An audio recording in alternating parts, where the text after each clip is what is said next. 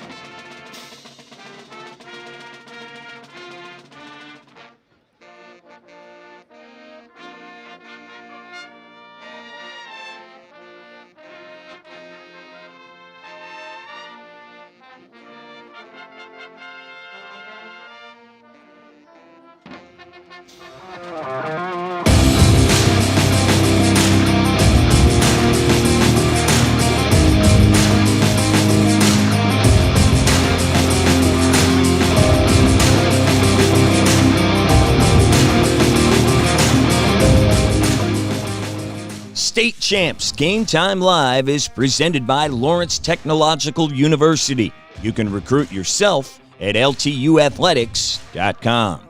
It's also brought to you by Hungry Howie's, famous for flavor. The Michigan High School Athletic Association, promoting the value and values of educational athletics.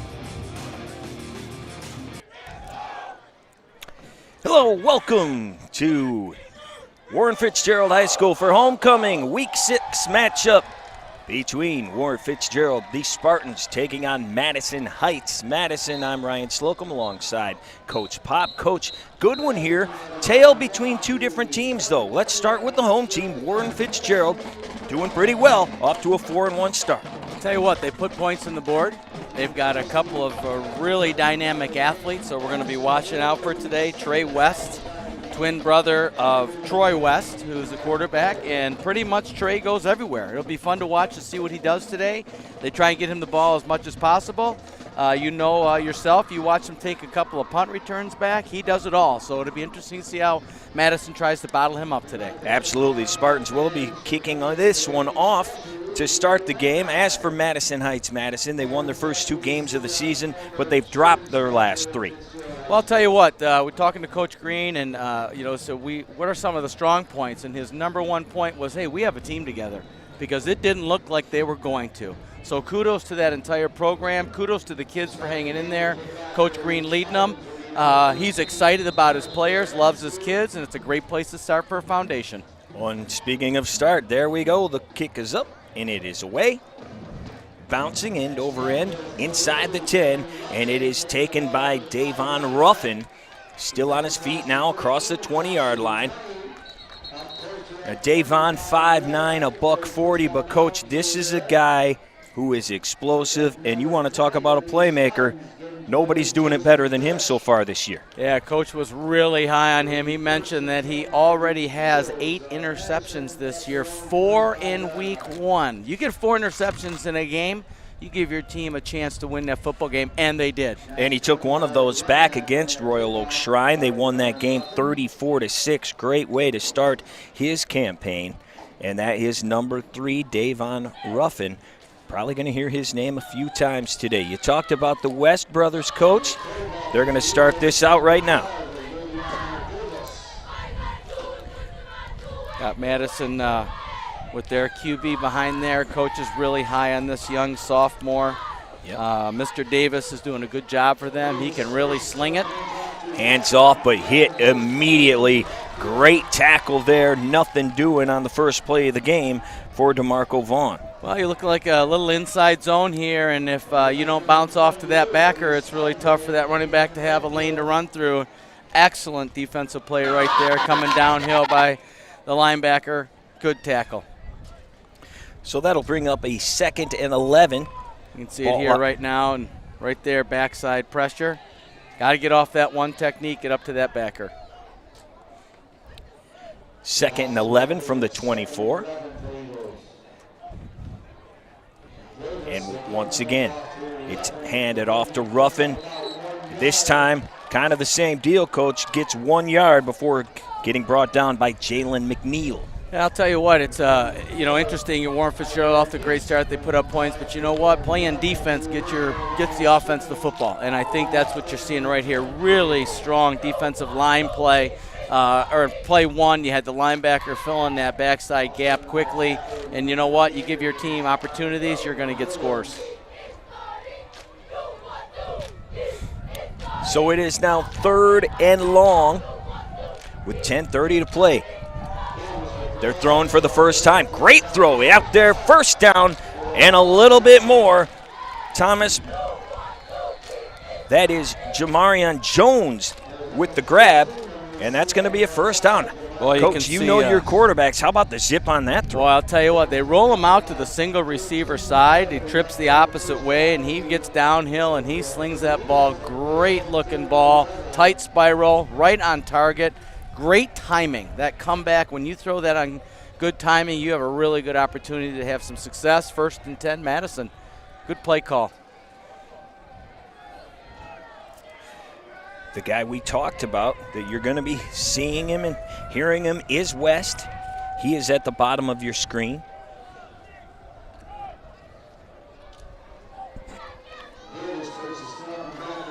Throwing again, but hit immediately. How about that? On cue, there is West with a big tackle, and Ruffin a little bit shaken up on that one. Well, I can see right now Warren Fitzgerald, very disciplined play right there. He just is reading his key. He sees that quick hitch. He gets over there in a hurry and makes that tackle. And they actually call that ball incomplete. He must have dropped that on the tackle. Real good hit by Mr. West there. Good job coming downhill from the safety position. He is a tremendous athlete. You can see him drop back in that safety position right now. 3 receivers at the bottom of your screen. Davion Davis, the sophomore QB, hands it off. Once again, though, how about the pursuit by the fellas? If there was anything going, he didn't have it going for long. Yeah, and I'll tell you what, again, you're seeing some sure tackling. Linebacker coming downhill, hitting a guy in the backfield's one thing, but when they get on that edge and you see a nice hawk tackle right there, and it's almost a roll to the ground. The objective is get him down. You can see it right here. Head is out of there. Good roll. Excellent example for players right there. He does pick up 2, but it will be 3rd and long once again, 3rd and 8 from the 40-yard line. Got single coverage at the top. And we got some movement a little bit early at the top of your screen. Jamarion Jones got a little too excited, so that'll back him up 5. 3rd and even longer this time. They'll go back to the 35. Receivers are taught, hey, watch that football, watch that football. But when you got man on man, I know he's super excited. Probably going to do some down the field route right there. Wanted to give a little shake and get some freedom. A little bit early on that one. David Durant up there on the coverage.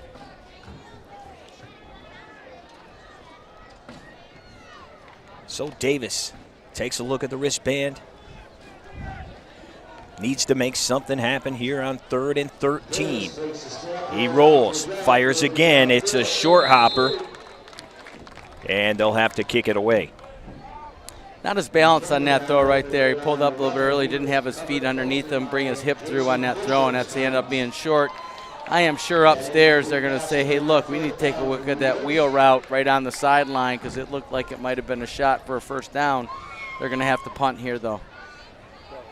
So after picking up 1 first down, the Eagles of Madison Heights, Madison, going to kick it away. And you see Mr. West back around the 40-yard line. Week 1, we told you about the 4 picks on the other side. How about 2 punt returns for touchdown in Week 1 for West in that 64-6 win over Cousino? Makes it a very, very interesting decision. He's a single receiver, so you're telling your punter, do not kick the ball to 11, please. And he kicks it right at him. This High could be punt, but he lets it bounce, and it takes a Fitzgerald bounce, and it will be downed at the 44, so some pretty good field position as the Spartans come out on offense for the first time today on homecoming, a beautiful homecoming day here in Warren. It is a gorgeous day out for football. I'm glad we're out here at Warren Fitzgerald High School. Coaches were excited to have their program be on state champs this week, as is Madison. Great event for high school kids. Really proud of state champs for getting all over the place for promoting these kids in high school. And we are happy to be here as we are each and every Saturday. First down play over the head. Oh, the quarterback, Braylon Lewis, does not get down on the ball. It is picked up by Jai Smith. And just like that, after 1 snap, Madison Heights, Madison back in business. They've got the ball at the 31. Well, I'll tell you, this is a little bit high, probably catchable. Hit him right in the hands. It came hot.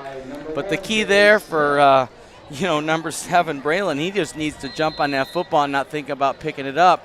Good lesson to be learned, I'm sure, for later on the season when that happens again, because it always seems to happen. So good lesson to be learned right there, young man. Get on that football, just recover it there and play second down. Instead, it's a flip and a turnover. See what Madison can do here. A lot of teams love to take a shot after a turnover. They're in plus territory. Let's see what they decide to do. They got single coverage again on the outside. They look like that bunch set down at the bottom of your screen once again. For Davis, he hands it off. Right up the middle, nowhere to go. Jam Green, the 10th grader, making the first contact. Yeah, really good. Downhill again. The linebackers have keys according to what guards are doing. You can see the guard goes down. That tells me I'm going to fill.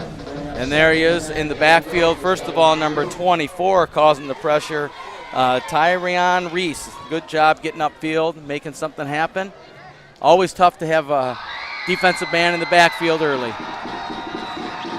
So it'll be 2nd and 9. Once again, handing the ball off, and once again, hit immediately. 28 in there, causing some havoc. Tell you what, I just looks like the running back. I know they want this counter. You need to follow those big fellows. You get in a back hip of those big guys and follow them. You can see they're running through with nobody there, and he cuts back into a wall of defenders who aren't being blocked. He'll learn that, young man. Stay behind the big guys. They generally are paving a path for you. Yeah, Jalen Williams in there, coming straight through, untouched. Once again now for the 3rd time, it is 3rd and long for Madison Heights Madison. DeMarco Vaughn in there at running back, but they're pressuring. Davis going to use his legs, gets across the 30 and gets out of bounds. Going to be short of the 1st down. I like the decisiveness there. He really didn't have anything downfield. He stepped up in the pocket nice, got around the corner. Instead of throwing that ball down, you know, maybe an interception, tip ball, interception, he holds the ball, gets some positive yards. It does bring up 4th down, but still they have an opportunity to make a play here at 4th and 6 as opposed to turning the ball over. So I really like this decision. Good athlete, good speed, get out of bounds. Good job right there. Yeah, 4th and 6 is what they're facing. The Eagles did take a timeout. So while there is a break in the action, we'll let you know that State Champs is located on the campus of Lawrence Technological University. They offer over 20 varsity sports, including football. You can recruit yourself at ltuathletics.com. So with 7:16 to play here in the first, no score. 2nd possession now for Madison Heights Madison, looking to make something happen. After the timeout call, it is 4th and 6. They need to get to about the 21-yard line to keep this drive alive after a fumble on the very first snap by the Spartans. Good opportunity for a playmaker to make some plays here. We'll see what happens. Again, single coverage over here. Davis with Vaughn next to him. Davis will throw. There is pressure. The throw is high, and it'll be a turnover on downs. A good defense right there. Excellent job by linebacker recognition. Jason Bush, running out to the flat with that running back. I thought myself he had Jamarian Jones again upstairs. They're saying, Coach, we got Jones open on that slant. But I know that play was trying to get the ball in the flat, but an excellent defensive play. Way to stay on that flat, young man, because that's a dangerous route. I don't know if you watched the Iowa game at all last night, but they hit that for about, about 100 yards passing with anybody in the flat. So on 1st down, another trouble with the snap. And this time, Lewis says, I am just going to fall on it. Yeah. He did it smartly that time. Lesson learned. So they lose 5. 2nd and 15 now. That is Troy West standing next to Lewis in the backfield. And again, Lewis loses it. And it is going to be, they're saying it as a forward pass, okay. Forward pass looked like Madison Heights Madison may have come up with their 2nd fumble in just 3 plays. Forward pass is called. What'd you see there, Coach? I don't know. That looked like a fumble. First and foremost, these snaps are hitting him in the hands. It is not the center on that one at all.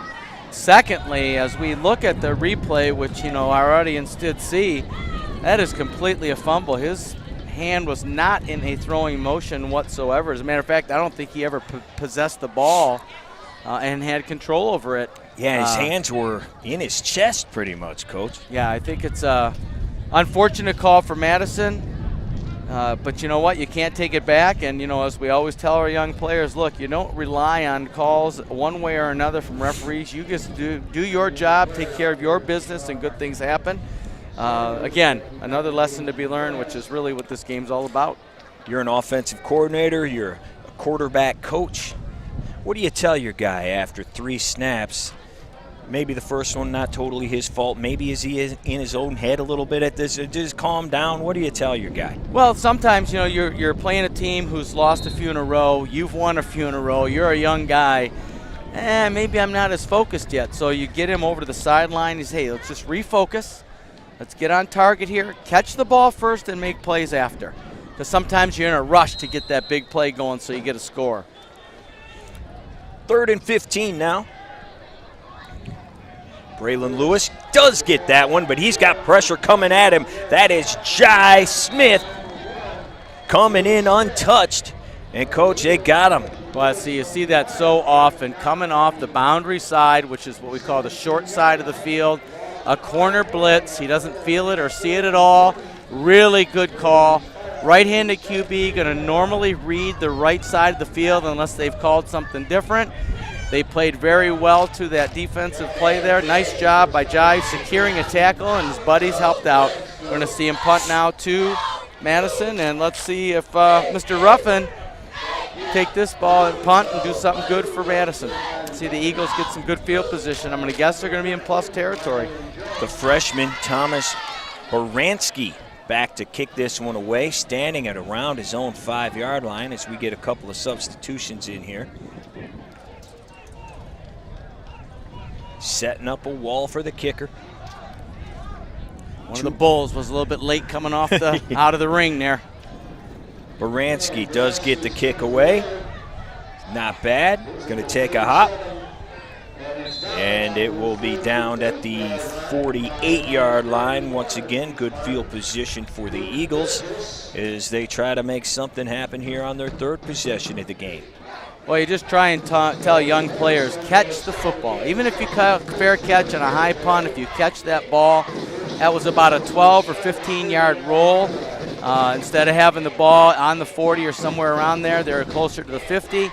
Just try and catch that football so we get the ball at its best point. If you get a return, great, but if nothing else, catch that ball. I would look for them maybe to throw an early down here. I think the 2 runs, 2 series they've started, they went with that running and got stuffed pretty good.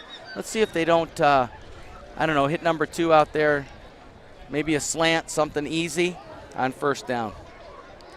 Yeah, the running game has struggled so far. Now you see a switch in the formations there, Coach. Couple of guys in the backfield for the first time today.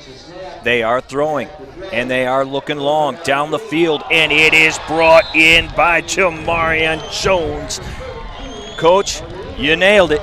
Well, I'll tell you what, you got to take what they give you, and in particular when they're really staunch on the run, which they are. And I really like how Davis stood in there. He knew he got a guy right in his face. He puts it up where his receiver can catch it. Good hands catch. I talk about that so often. It's great to see these young kids use their hands. Just enough protection to get the ball downfield. Good play for Madison. Now they're on the 21-yard line. Got something going here. By far the biggest play of this game so far. 28 yards on the grab by Jamarian Jones. 1st and 10 at the 21. Davis throwing again. He's got his man. Brought in for another first. It's Malik Munson inside the 5. I think what you're seeing here is that opportunity. Coaches said, hey, listen, they're stuffing us. Let's go opposite. Maybe the passing game will open up our run game a little. 5-yard and in, a missed tackle. Now you're 1st and goal on the 4-yard line. Very good play. Madison has something going here. They're going to the big fellas. Got the jumbo squad in. Davion Davis been right on target so far.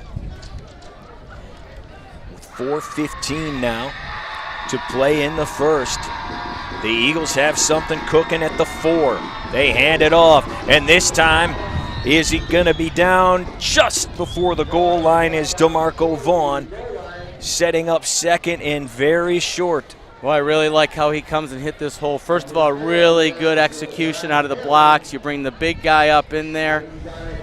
Good job, 55-15. Good job picking up that block. Excellent run. Hey, they're down 1st and goal now on the 1-yard line. This will do a lot for their confidence. Seeing the I formation for the first time now. Handoff goes to the big fella, and he is in there. We have a flag. No signal yet.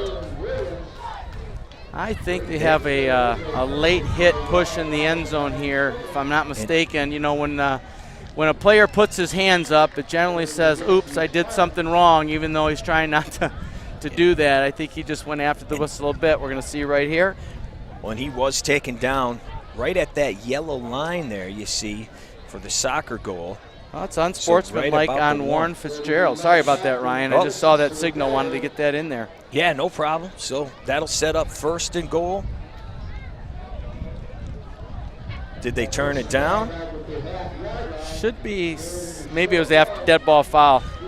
And that time, he's in there. That's DeMarco Vaughn. Touchdown. Madison Heights. Madison taking the early lead. Boy, really nice job again. Good push out of the O-line. Excellent hitting in that hole. First score of the game goes to the Madison Eagles, and I'll tell you what, there's nothing like coming off a couple losses and you get that first score in a game and then, you know, go play some defense, get another turnover. That's their hope. And then Warren Fitzgerald saying, listen, hey, let's regroup. We're a good football team. We've won a few here in a row. We've got 4 wins this year. Come on, fellas, let's go. Play our game. We'll see what happens when they come out on offense.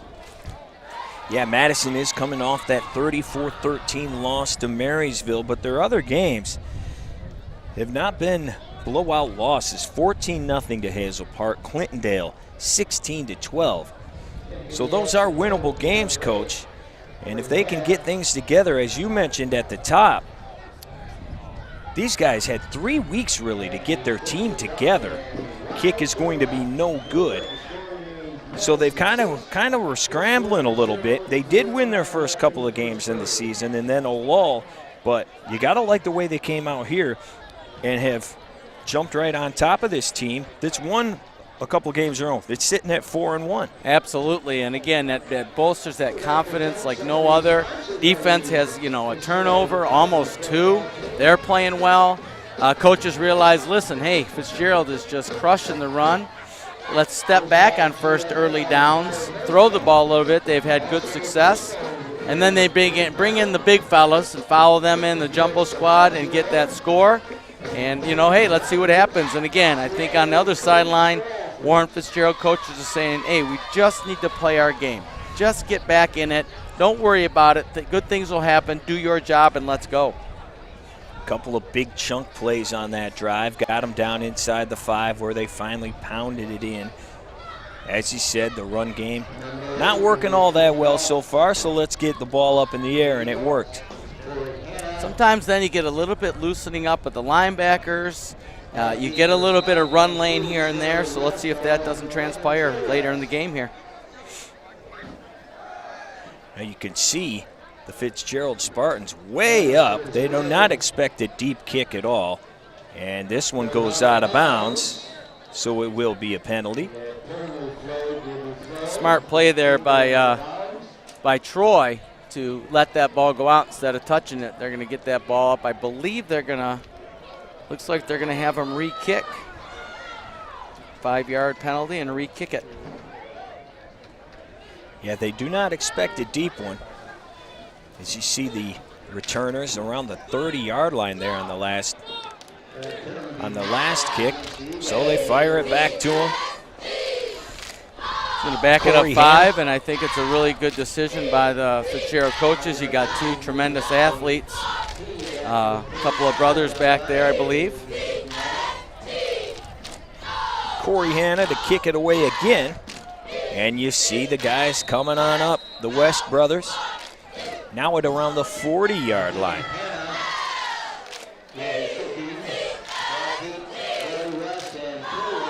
Interesting, you see the ball, the way he had that position. West with it. And he's got nowhere to go. How about that tackle, Coach? out there by Malik Munson. Boy, I'll tell you what a phenomenal play, because if he breaks that one, there is some room to run. That's an excellent hustle play. Great job sticking with it. Just getting that ankle tackle, but guess what? He's down. It's a good play by Madison right there. And instead of having the ball somewhere around the 40, which I know Fitzgerald was hoping on, they're back at about 26-yard line. So Braylon Lewis looking to get his offense moving for the first time. Hands it off to West. He goes straight up the gut to the 31. Gain of about 5 yards. Good job there, Braylon. Just secure that ball. Good. I like the call by the coaching staff. Just get something good going up forward. It's a 6-yard gain. 2nd and 4 is a great position to be in on an offense. Good blocking by the O-line there. 5-yard pickup. Here comes Braylon, throwing over the middle, looking for West, but he kind of threw it into no man's land there. Well, I think he was looking for Mr. Hardy there, and Mr. Hardy did not look for the ball. He's got the safety off at about 12 yards, and Braylon said, "You're wide open, young man. Just look at me. I'll put the ball in your chest," and he just didn't look for the ball. Yeah, he was. Looked like they were on a separate page there, running the streak. And you can see why he threw it early right now with this set. Now they're going to come over and cover 3. Ball's on the ground again. This is trouble. But here comes West on the trouble. It's Troy. Makes a great cut, and he is gone. Touchdown, Warren Fitzgerald. We told you, the West brothers are explosive. You saw it there. Boy, he picks up that fumble and like shot out of a cannon. Says, hey, maybe this is the play we need. It's just like a little delay. Put the ball down, I'll grab it. The old Nebraska fumble-rooski, but instead the running back picks it up, and this cut right here, bang. Nice job getting in the end zone. Excellent run, absolutely explosive. Troy West taking this one over 60 yards for the score. Exactly what the doctor ordered. Absolutely. For Warren Fitzgerald. Looked like possible disaster. Instead, a huge momentum play and points on the board for the first time. Got a tie ball game. See if he can put this through and take the lead for the homecoming crowd here. A lot of excitement now. Good atmosphere. Beautiful day. And the kick is good. And with that, Warren Fitzgerald takes its first lead of the game, 7-6, with 2:20 to play here in the first quarter. Well, do you want some free food? Hungry Howie's and State Champs have a great offer for you. Order your next meal at hungryhowies.com and use the special code CHAMPS, and you will receive 1 free order of Howie's bread. Some restrictions do apply. So we got ourselves a ball game. A couple of early mistakes by Warren Fitzgerald, capitalized on one by the Eagles. And then what looked maybe like a mistake ends up turning into something very positive, and that's what you like to see, is that resiliency. And, of course, leave it to a great athlete, good football player, making something happen for his team. Absolutely. Saw the hole, hit it, and was gone. Coach, I do have to ask you, though, about the troubles here that they're having with the exchange. And again, it is not on the center. The ball is in the hands of the quarterback. You don't often see that. They generally have very good hands. Here comes Ruffin with it, but he's got nowhere to go. He is caught by Allen Michael Dickerson, and he is going to be knocked back inside the 20. Is a flag down, though. Got a possible horse collar here we're going to see right now. It looked like he may have been dragged down by the back there. We'll see. Face mask. Face mask on Madison. That's an interesting call. You don't often see that. I think this is a tough play because Warren's doing a good job of kicking the ball and making him run outside of the hash on the receiver's right-hand side, and then they're trying a left return, so you've got to run 45 yards to get over to some blocking. Right. And I think they'll see upstairs and say, hey, coach, they're kicking it to our right. Let's just go right return. Let's see if they don't flip that later on. So with the penalty, they're going to be now inside the 10-yard line, beginning at the 8 or 9. It's Davis. Hands it off.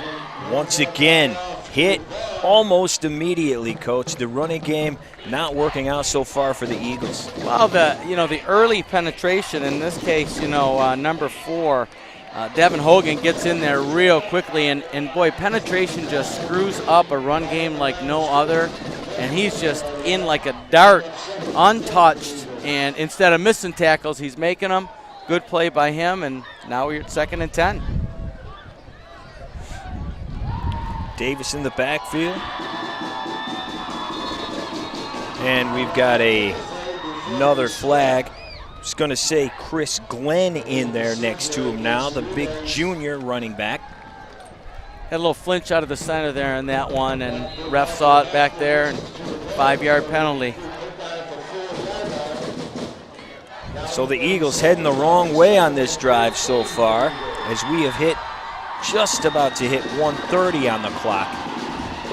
2nd and long. It does go to the big fella, and he plows his way to about the 8-yard line, almost back to the original line of scrimmage. But you see the size this time. Haven't been able to get it done, so you bring in the big 6'2", 230-pound back to see if he can bulldoze his way through. Yeah, and he does a nice job, but again, you see Fitzgerald's right in the right spot to make a tackle, and he gets in the way, essentially, of the big fella, but he brings him down. So it causes now 3rd and 10. That's a good defensive play right there. Under a minute to go. Madison Heights, Madison facing 3rd and long once again, but this time they are pinned deep in their own territory for the first time today. Davis, high snap, and he is hit immediately. Devin Hogan, Coach, your guy in there again. I'll tell you, he is playing a heck of a game, and it looks like run blitz. This one absolutely is coming off the edge.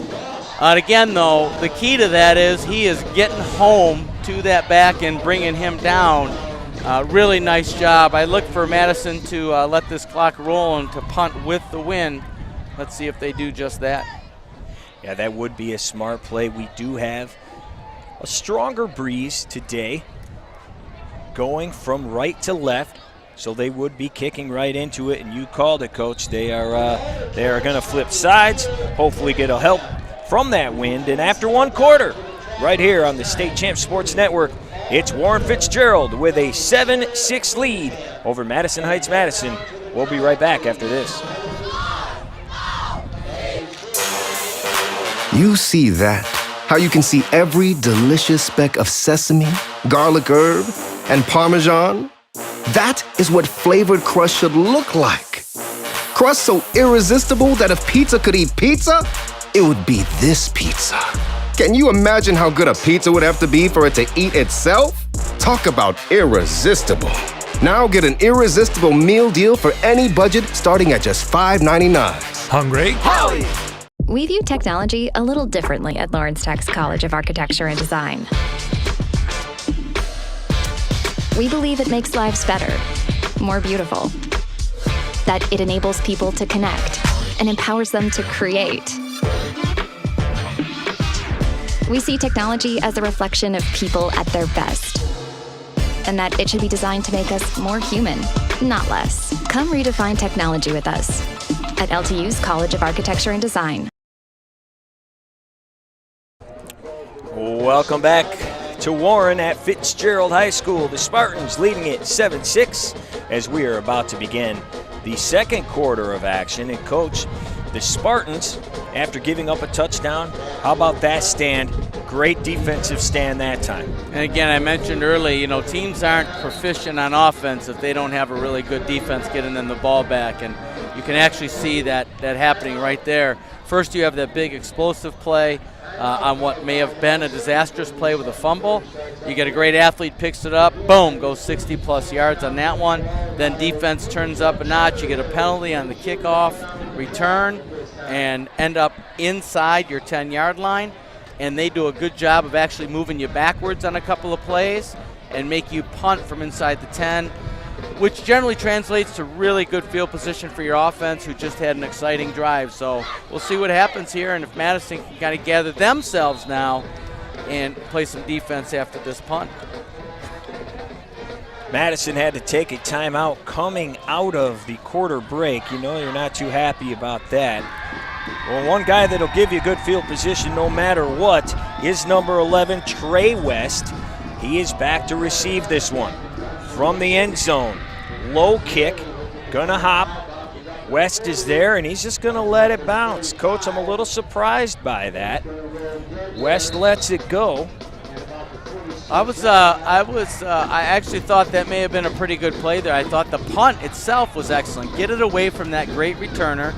Maybe get a roll on it. Did a really nice job kicking it actually in kind of an opening as if a quarterback making a pass through a window. The punter did the same thing. It ends up being a very good punt and puts them out near the 50 as opposed to maybe him catching one and then getting up the field, which he's going to watch film on that first punt and say, doggone, I should have caught that thing. But you know what? Learn, learn, learn. That's what you do. A lot of lessons. It ends up over a 50-yard punt. This time, the direct snap to West. This is why they kicked it away from him. Look at him go all the way down near the goal line. He's going to step out at the 2, but that is Trey West making it happen. A 40-plus yard gain. Boy, I really like this coaching decision. You're not doing real well. Braylon's dropping the ball a couple times on some snaps. Hey, get the ball somehow, some way into your best athlete's hands. He's a great football player. Let's run a little wildcat, which we knew they would run, and sure enough, real positive outcome. That offense is clicking now. Braylon on 1st and goal from the 1. Handoff is taken by Tyron Reese, and he is in there for another Fitzgerald touchdown. Again, set up by a really smart coaching decision. He wasn't catching the punts. We're not throwing the ball to him. We're not handing it off. Let's just have him catch a direct snap, get us near the goal line, and have the big fellas take us in. And as you said, Mr. Reese putting the icing on the cake, if you will, for a touchdown there. And they go up right now 13-6. Freshman in there to kick this one away. It is going to be wide to the left, no good. So very quick start here for Fitzgerald in the second quarter. After the 45-yard run by West, it's Reese capping the drive, and it's Fitz on top 13-6. And Coach, you mentioned the troubles with the snap. That entire last possession for Madison, Braylon was down there with his center working on it the entire time. Didn't see him drop any, didn't get a chance that time really to see what he could do after the big run on 1st down. But yeah, they were down there, they were working on it. I expect them to have a little better chemistry, I guess you could say here. Absolutely, the rest of the game. That's a good job by the staff. Hey, get over there, get some extra snaps, get your focus back, just catch the football. And you saw it there on the touchdown run. Just caught the football, give it to the big fella, let him finish it up. So good job by the staff there, and good job by the young men getting together, the center and QB over here getting some extra snaps. So here comes the kick. It's going to be taken at around the 20, and couldn't quite get the handle on it before getting popped. Maybe just a little nervous energy out there today, Coach. Both sides having a little bit of trouble with that. Absolutely, one of the most difficult parts for a return man is when that ball doesn't get to him, and all you can think of is they're coming down, coming down, coming down. The really good ones just are poised and relaxed, and they know, hey, just pick the ball up and get going. And it was really tough one there. You know he wants to make a play for his team. He just got caught up in a little bit. And fortunately for them, they kept the ball. They got the ball on the 20-yard line. Little scuffle over there on the side. Refs did a very nice job of stepping in. Referee's going to explain what happened to Coach Shakespeare over here. Jawan Shakespeare. You see him talking to the official, trying to get some kind of explanation as to what's going on. And while we do that, you can be a referee. In fact, We need you to get out there and be a referee now more than ever. Nationally, there is a shortage of people that are willing to work these kids' games, and they are just kids' games. So, if you love sports and you love kids as well, you can get out there and register right now at MHSAA.com. Madison Heights, Madison with it from their own 20. And right away, Davis is going to be popped, and it is Tyron Reese, the guy that scored the touchdown. They say it's a fumble as well. Reese with it, and Fitzgerald's going to have the ball, and they are already in striking distance. Let's watch the end of this play, Coach. Boy, how often do you see this, a player who scores a touchdown or gets a big play, he gets on other side of the ball, another opportunity, ends up stripping the ball from the quarterback, recovering it. Great play. Good job by Mr. Reese there. Puts his team in a great position. Yeah, he had the sack, and as he was taking him down, he just took the ball right out of his hands. So now Braylon Davis has something going. They get the ball to their man West, but this time he is bottled up by a slew of white shirts. Really good defensive play there. Gap sound, looking to get the jet sweep. Again, get the ball in the athlete's hands. Braylon does a good job of catching it first. That's what we talked about. But excellent job by Madison there. Super job. Number 9 right there doing a heck of a job. Cameron Pacini. So they are pushed way back. 10-yard loss on the play. Braylon hands the ball off to Troy West. Troy trying to find a seam. He cannot. He is brought down at around the 15 after a gain of 5. Darius Neal, nice job sliding down the line of scrimmage, staying flat, getting a hold and holding on for dear life, and does a nice job bringing them down because that cutback could have been there. Instead, it's going to be 3rd and goal from the 16-yard line. So they've got a ways to go. Troy West still in there alongside Braylon Lewis. 4 wide, they will throw. Looking for the fade. He's got his man, and he brings it in. Touchdown, Fitzgerald, Brandon Gordon. Boy, and that ball is right on the money. Outside shoulder of the receiver. Great job by the receiver getting outside leverage, and a really nice ball by Braylon. I bet we see that later on today as well. Yeah, that is not a bad throw at all. Great catch, staying right with it, drops it over the shoulder, and just like that, Coach, after a couple of issues, Fitzgerald has scored on 3 straight possessions. Kick is no good, but with 9:44 to go, after being down 6-0, Fitzgerald comes storming back. They lead at 19-6. And it's one of those things we talked about earlier. The team with the few wins under their belt, coming in strong, playing a team that has lost a couple weeks in a row. And this is kind of what we may have expected with the confidence level. All they had to do was have something good happen to them. And unfortunately, Madison didn't capitalize on an early, way down in the territory turnover. And instead, it turns into 3 straight scores for the Spartans. And let's see if Madison now can regroup, have something positive happen for them. Well, we do know this Fitzgerald team can put up points in a hurry. They have done that this season. They've scored 232 points through 5 games. As an offensive guy, I know you like that. And how about this? They put up 60-plus 3 times. That's pretty amazing. That's a lot of touchdowns. That's just absolutely explosive. And you can see Braylon can throw that ball as well. Yep, that was an excellent ball. Kick is away. It's going to be taken just inside the 30, across the 40 now. Jamarian Jones to about the 46, 47-yard line. Great field position for Madison Heights. Madison, as they take over here, trying to get back in this thing, gain a little momentum back that they have lost after a good start. Well, I really like the decision. Jamarian just picked the ball up and went straight ahead, not trying to go zigzagging, get as much as I can. He gets him out near the 50-yard line, as you stated. Excellent field position to start this drive. This is the 56th meeting between these two schools, and it is a tight one, Coach. Fitzgerald leads the all-time series since 1950 anyway, 27, 25, and 3. Doesn't get too much tighter than that. No, that's pretty good. 3 ties as well.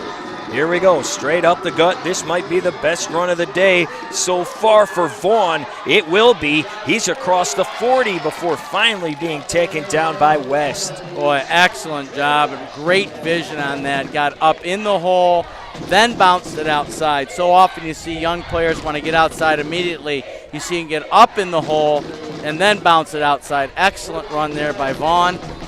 Really good field position on a good first down run. Going to be a gain of 14, by far the best run of the day. Maybe broke the entire total of the game so far with that one run. The Eagles need something. Well, you see that point player. I wish they'd just run him up the field. Davis rolls, fires out of bounds. Once again looking for Jones.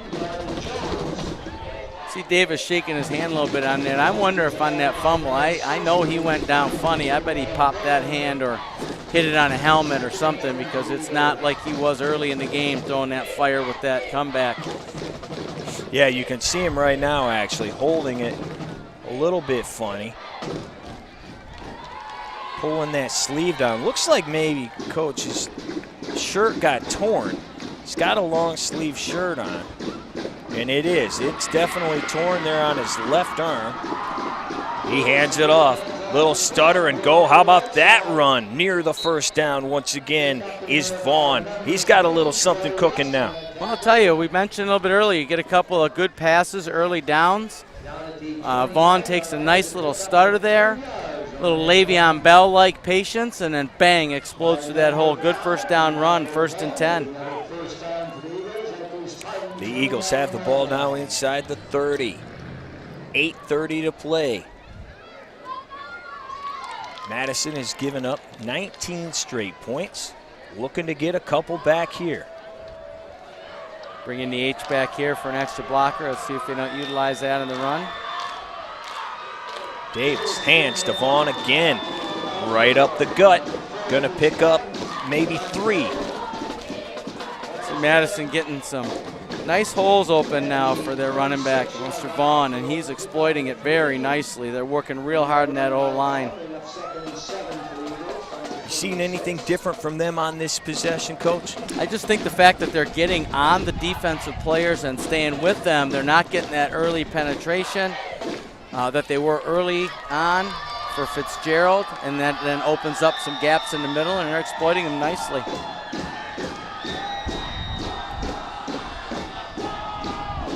Second and 8, ball on the 27.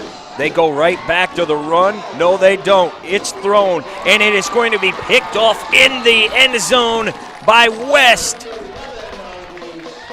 I'll tell you what. Great play fake, Coach, but it didn't work. Mr. West wasn't faked out. No, he was absolutely there with his responsibility. I'm the deep safety. Number 2 goes vertical. I go vertical, meaning I run deep with him. I keep my position. Excellent inside fake. They had great penetration on that one. Just threw this one a little bit too high, and I am not seeing the same throwing out of our young Mr. Davis as we did early. I bet that hand is bothering him a little bit. It is West again, Trey West, with the interception right at the goal line, falls into the end zone, so they get it at the 20, and they go right back to him. Here comes West to the 34-yard line. First down catch. Boy, does he have quick feet. Really good job. Braylon gets him the ball in a hurry. Just let that athlete be the great athlete he is. He's got real quick feet. Hits a little opening. 1st and 10. And they're hurrying up. This time, it's the other West. It's Troy West, but he has got nowhere to go. I wonder if they go home and say, hey, what'd you get today? I don't know, what'd you get today? Oh, you had more opportunities than I did. Let's go averages today. You know, brothers are like that. There's probably a little talk out there, I would assume. I'm sure of it. I wonder if they even wait to get home, Coach. You know, they may be doing it here at halftime. Hey, it's a very good point. especially with the points they've been piling up. I'm sure they've had some early halftime leads, and they can talk about a few things. Well, we talked to Trey before the game. He says his favorite subject is math. He's going to need the math with all the numbers they put up so far this season. How about that play, though, Coach, on second down? Man, they were all over him. Boy, again, you just see, you know, good players are good players, and Darius Neal again slides down flat in line of scrimmage, wraps them up and brings them down. Second big play for him. Really nice job playing defense. And again, sure tackles is the key. Sure tackles. 6 minutes to play before halftime. Braylon looking to throw again. He gets hit. Throw is a hair high to Brandon Gordon, who caught the touchdown. And that's going to bring up fourth down. The Spartans going to have to kick it away for the first time in a little while here. A great job by the Eagles defense here. They put some pressure early on, get a good run stop. They get some pressure on Braylon there. It ends up having him throw that football high. They make him punt. So instead of hanging their heads after an interception, they do a really nice job after a good first down play by Fitzgerald and force him to punt into the wind. The freshman back to kick it away. Ball on the 30. He gives it a boot. Low kick, but it does take a Fitz bounce, and it is still rolling all the way down to the 37-yard line where Madison will take over. And Coach, they did end in an interception on the last possession, but there were some good things there finally in the running game. I really like how the O-line got on some of the defenders, stayed with them, just do your job. Try not to do everybody else's, stick to your job, and Vaughn hit that hole in a hurry, other than the one hesitation run, which I really liked, but he exploded through the hole when he decided to go, and that's what they need to have happen. And with 5:44, you've got plenty of time to get down the field, get a score before half. Absolutely. They will begin this one at the 37-yard line. We have not seen Mr. Ruffin yet. We know he is a game breaker for Madison Heights Madison. And as you on cue always are, here he is in the Wildcats. How about it? Let's see what he does. He keeps it himself after the fake and the sweep, but nowhere to go. He is hit in the backfield by Jalen McNeil. We talked to Coach early on. He said, yeah, we like to run a little Wildcat with him, a little Q power off the jet, and right there you go. Just stay with your block, young man. Try not to bounce back and move backwards ever. Just keep going forward. Follow that big fella. Always getting positive yards is what you want. You see him running back into the huddle here, number 3. And it looks like he is going to stay in that Wildcat. He has Vaughn next to him. And here we go again with the jet. Oh, wow. And this time waiting for him, same guy as last time. McNeil just waiting for him to come, and he was there to greet him.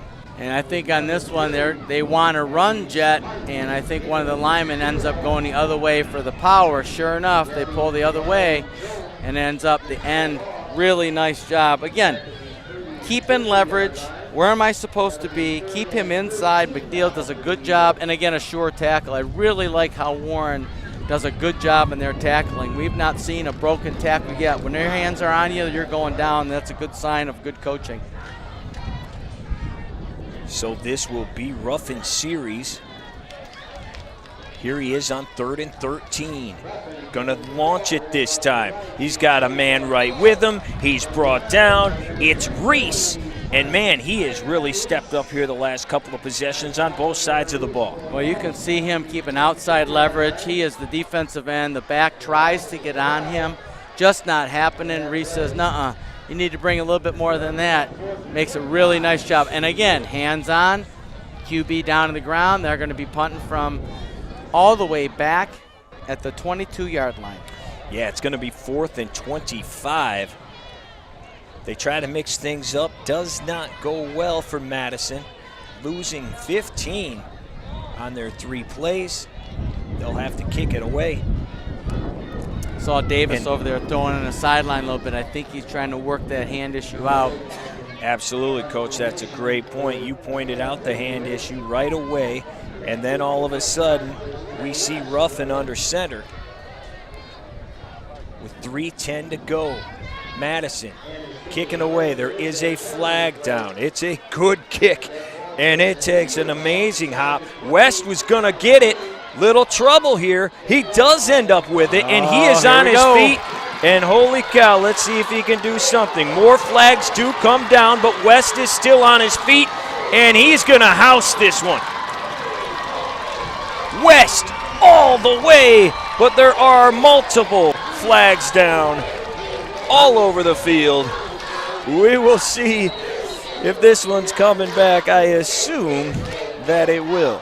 I'm imagining that the first flag, which was thrown early, was either an illegal formation, which is, I believe, what we'll hear.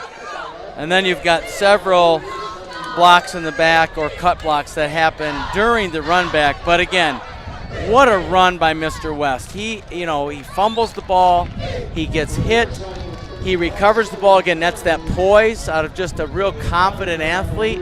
And then he ends up housing it. Yeah. Unfortunately for him, it's going to come back, but really nice job. Yeah, that play had a little bit of everything right from the get-go. And how about, like you said, maybe not the best decision to pick it up, has trouble, then they got him, then they don't, then they got him by the tail, and he still zigzags all over the field. Yeah, that just goes to show you what we said. This guy can make magic happen with the ball in his hands. He was a little shaken up there after the play. He may have just been tired after that, but he is up. He does look like he's all right walking down the sideline now. Overall, that was probably about a 200, so I'm not sure if he runs track, but I don't think that he's training for the 200-yard run. But as you can see, his feet, his balance, his awareness, tremendous athlete and football player. So let's see what we do. They've got the ball sitting at the 22-yard line of Madison. I think after all said and done, it's offsetting penalties, repunt.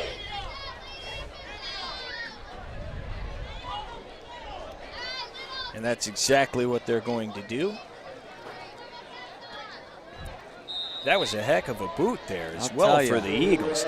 It was a nice booming kick to begin with, and then bounced about 30 yards. So they'll try to do it again.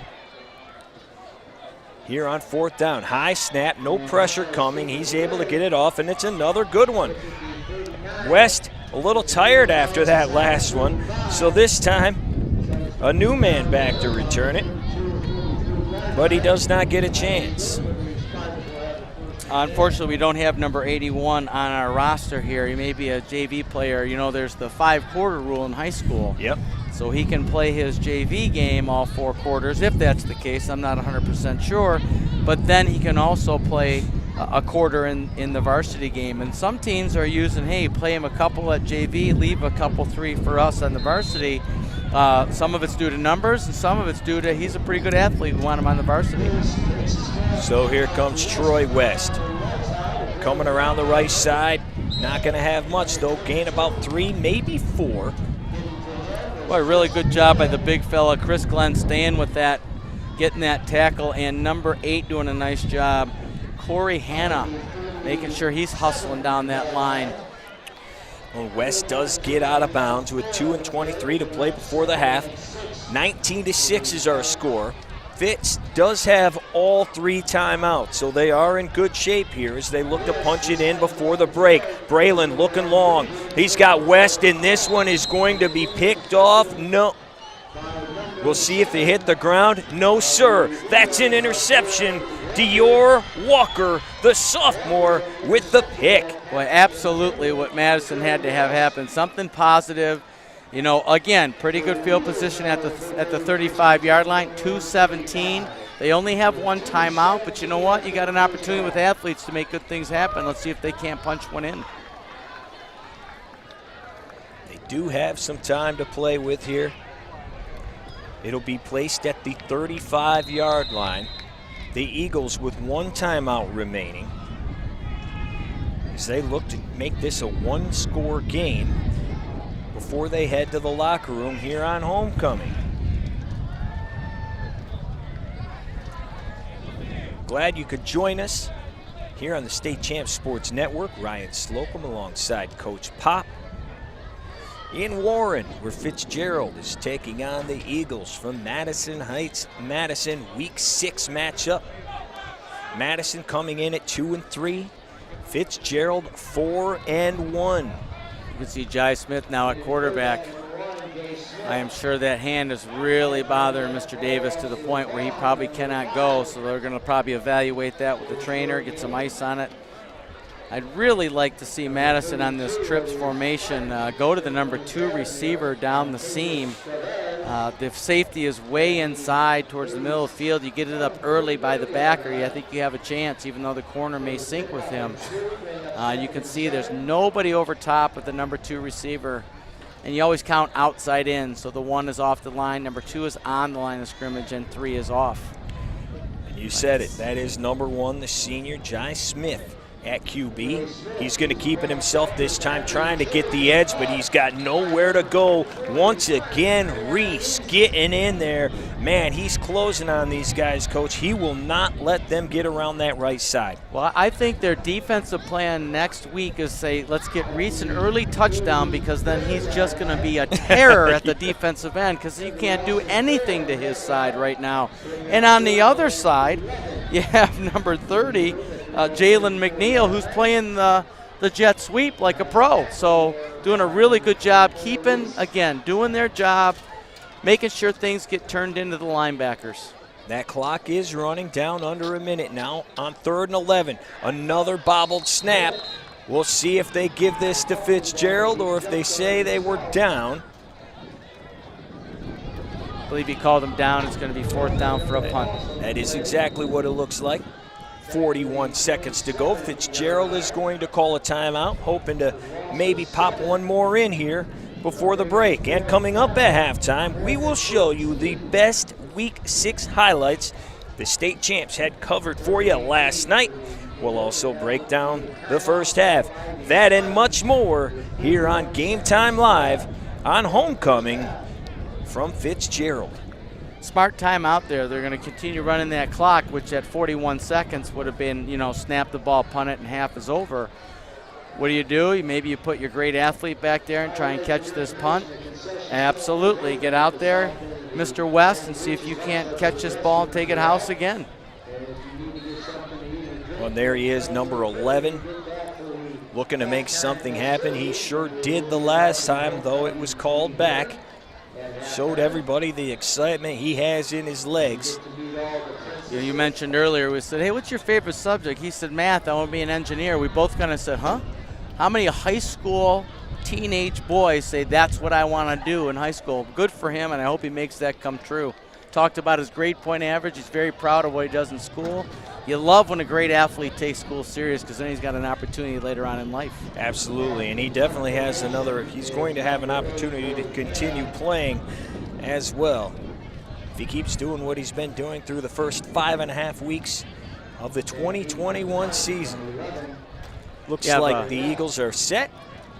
Kick is away. It's a nice punt once again. And West lets it go, and check out the bounce. All the way inside the 10. Excellent punt once again. So if they're going to pop one, they're going to have to pop a pretty big one. 92 yards in 28 seconds.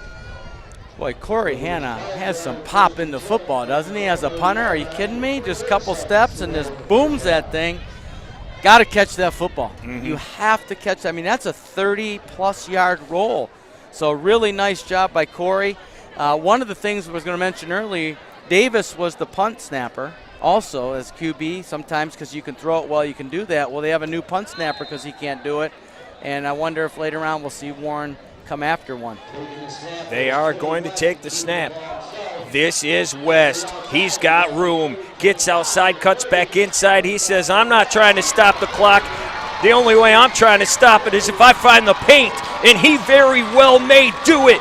Outrunning everybody. How about that? Davis 92 yards. That is Trey West with the touchdown. Well, I'll tell you what, here go the bragging rights all week now for him over his brother. Another tremendous play. And again, coaching decision. Get the ball in our best player's hands and see what he can do from the Wildcat position. And when he gets some open space, you can see how dangerous he is. Again, about a 300-yard run for a score of 90-plus yards. Great job downfield blocking, nobody hitting in the back. And Mr. West does the rest with great athleticism and speed.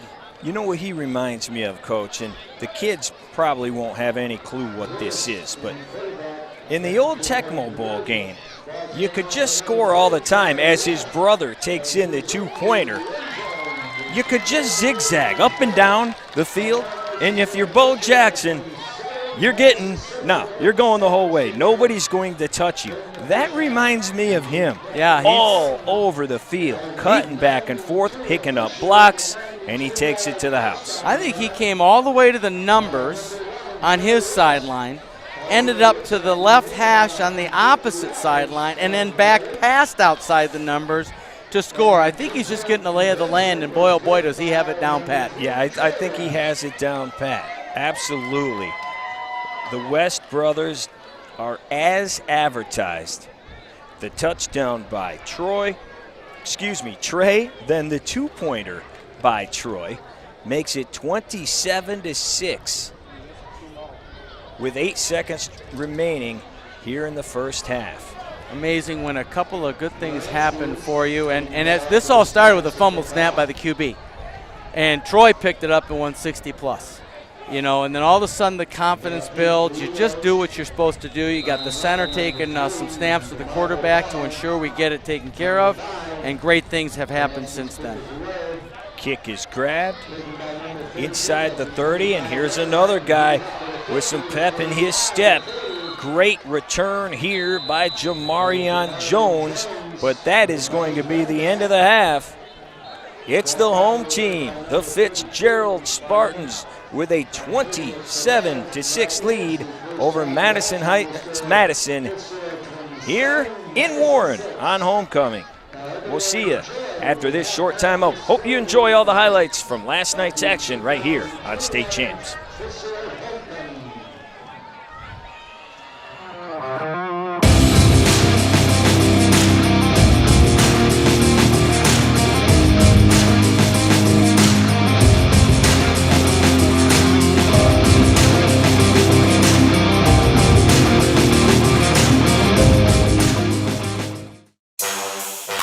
You see that? How you can see every delicious speck of sesame, garlic herb, and Parmesan? That is what flavored crust should look like. Crust so irresistible that if pizza could eat pizza, it would be this pizza. Can you imagine how good a pizza would have to be for it to eat itself? Talk about irresistible. Now get an irresistible meal deal for any budget starting at just $5.99. Hungry? Howie! Today I'm going to tell you about sportsmanship because it's important. Treat your opponents the way you would want to be treated. My mom says that. Listen to the referees. It's their job. Be nice to their team and our team. Cheer them on. Always play fair. It's the right thing to do. It's sportsmanship. It's not that hard. State Champs Michigan Extra Point is where high school football fans go to get their news. Premiering Thursdays on the State Champs app and across the network, Extra Point features highlights, analysis, great interviews, and more. Don't forget to listen to the companion audio podcast on Spreaker or wherever you get your podcasts. We view technology a little differently at Lawrence Tech's College of Architecture and Design. We believe it makes lives better, more beautiful, that it enables people to connect and empowers them to create. We see technology as a reflection of people at their best, and that it should be designed to make us more human, not less. Come redefine technology with us at LTU's College of Architecture and Design.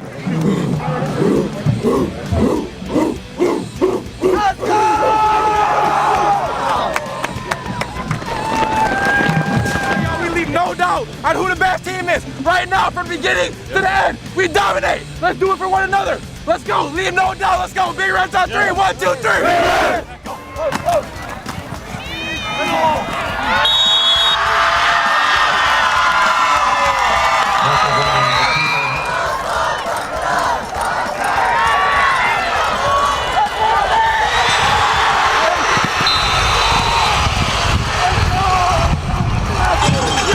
Preston Thompson's pass is complete to number 22, Seth Daniels.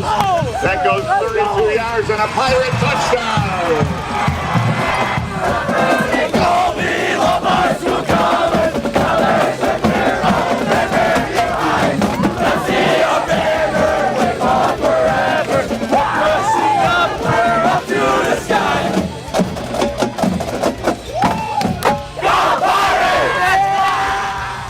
Everybody 110%.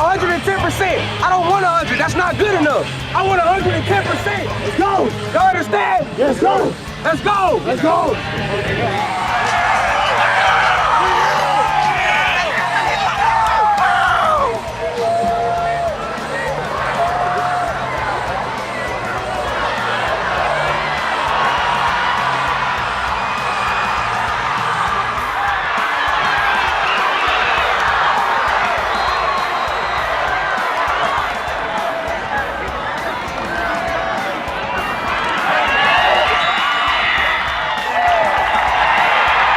Tatum, the ball carrier, touchdown, Lakers.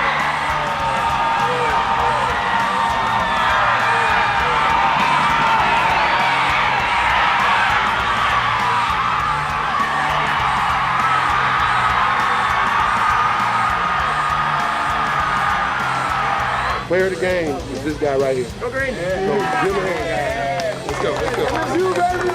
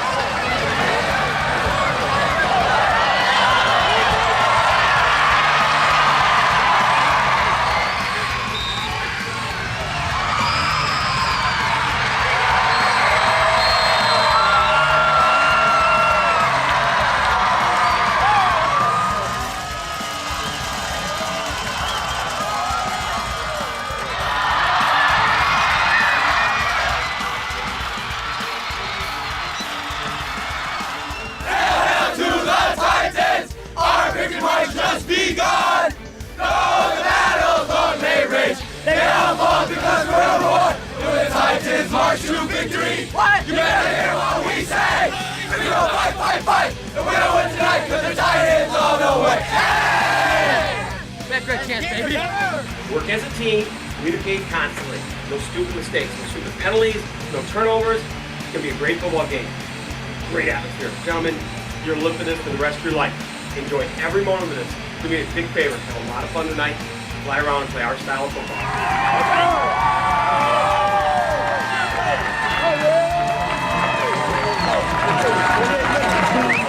Boys and Mike.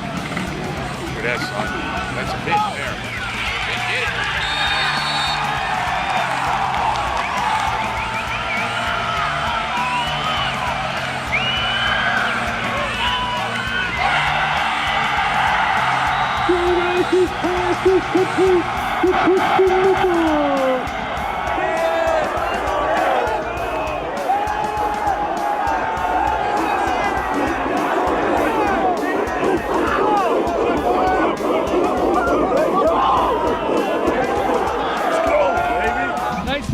Is decided by passion and love for the game and love for each other. You have to have more passion and more love for each other than they do. That decides the score. You have an opportunity to make a statement about how much you love each other and how much passion you have for each other. Let's give them our very best and show them what Adams is all about. Here we go, boys. Let's go!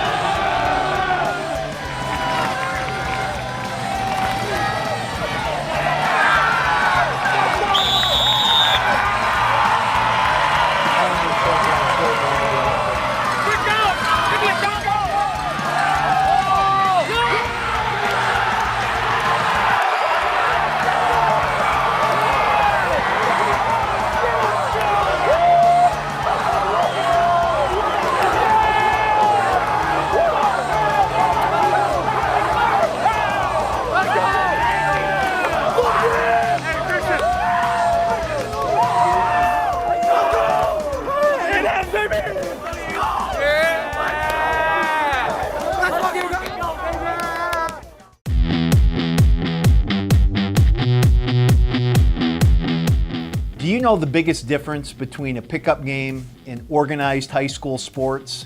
The answer is obvious. It's officials. School sports is more than just kicking a ball or running fast. They're an extension of a student's education and the classroom. An official can help teach the importance of following the rules, impartiality, and most importantly, fairness. Captain of the football team, correct? Represents leadership and sportsmanship, right? You guys set the good examples for your fellow teammates, okay? All right, we have a problem with one of your fellow teammates, we'll come and ask you to take care of the problem, okay? But the need for officials has never been greater. There are some benefits to becoming an official, like staying in shape, staying involved in the sports you played as a young person, networking, and of course, you can earn some pretty good extra money while doing all of that. It's easy to sign up. Just go to mhsaa.com/officials and click register now. Now is a great time for you to get involved in your community and give something back to our kids. There's help wanted. We need you to whistle. For more information, visit our website at mhsaa.com.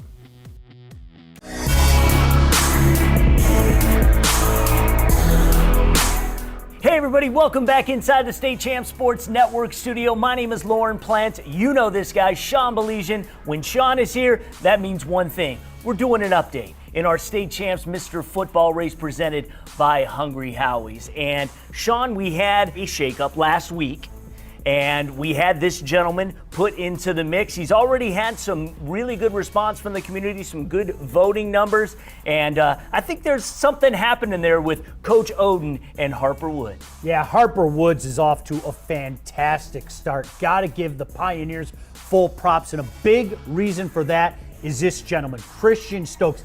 He's like a Swiss Army knife. I know it's overused, but he really is. He's going to run a little bit. He's going to catch a little bit. He's going to do a bunch of different things on the defensive side of the ball. The numbers are all there. This is a team that's off to an outstanding start. How about this for the Pioneers? 4-1 start. They're just coming off a huge win over Detroit Country Day. And of course, Stokes, a big part of that. And Lauren, he's a West Virginia commit. So a lot of good things going on, not only for Christian Stokes, but I'm glad you said it. Harper Woods, they're making some serious noise. Absolutely, and you can make some noise, and you do that by voting. You go to our website, statechampsnetwork.com, click on the Mr. Football banner on the homepage. That will take you to the voting page. You'll see our full list of top 10 candidates, and then you vote for yours. Now, what's the significance of voting? Well, if you are the leading vote getter, you can never be removed from the race, no matter what is going on. And we're seeing that right now with the quarterback at Grand Rapids Catholic Central, Joey Silveri. So this is something where the community, even though he's injured right now, and we're not sure to the extent of how long he will be out, his fans have kept him number one in the race. Well, and as we talk about each and every year, and we've talked about each and every week here, fret not, there's going to be time for your guy to play his way on. As we talk about every year, the list is fluid. Lauren, I think we've shown that so far this year once again. Just because you lead the vote doesn't mean you are winning Mr. Football. So we have to kind of always state that and make it clear. So there's a criteria that we follow. It just gets you into the Final Four. But get out there and vote. It's important for your community. I think it's important for the players. They want to see that they have support from their people. So go out there, vote as often as you can, and we'll see you next week with another update. Hey volleyball fans, I invite you to check out State Champs Michigan's brand new show, Above the Net. It's all about the action on the hardwood, news, highlights, interviews, and more.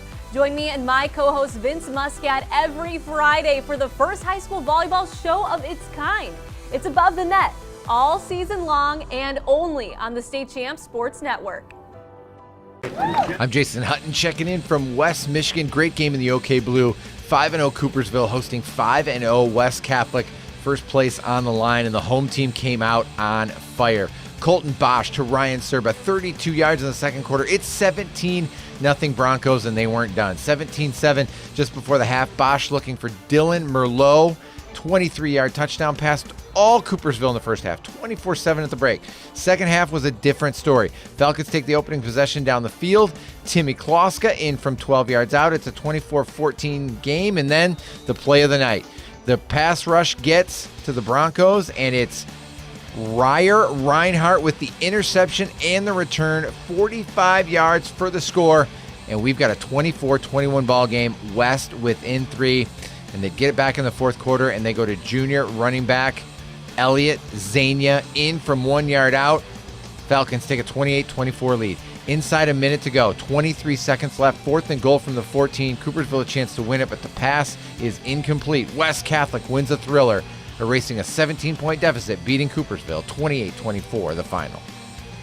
In the Southwestern Athletic Conference Lakeshore Division, undefeated Constantine hosting once-beaten Watervliet at Sweetland Stadium. Already up 6-0 in the second quarter, the Falcons hand to Lucas Hagenbu, who goes 52 yards for the score. He also returned a kick in this game for a touchdown, 14-0 Constantine. But before the half, Panthers come back. The give is to Austin Wilmorth in from 4 yards out. It's a 22-21 ball game.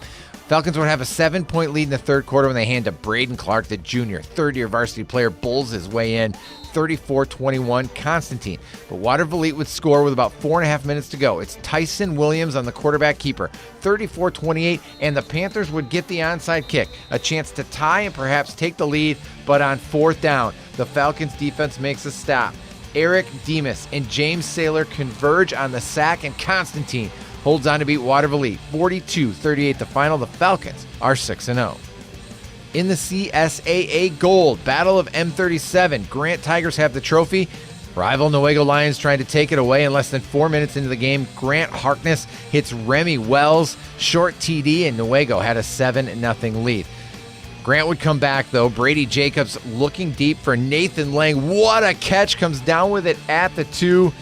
And then sophomore Cohen Garrod would take it in from there. 7-6 ball game, but this game was about the Tigers defense, and Sawyer Carr going to get home and get the sack. Grant keeps the M37 trophy, beating Newaygo tonight, 12-7 the final. Bernie, what you burning up? Lots of great football being played in the Downriver area of Metro Detroit.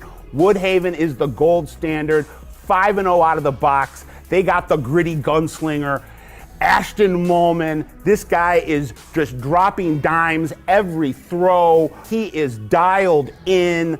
Just, one of the most underrated quarterbacks that you'll find in the state of Michigan. Threw for over 300 and the game-winning score last week.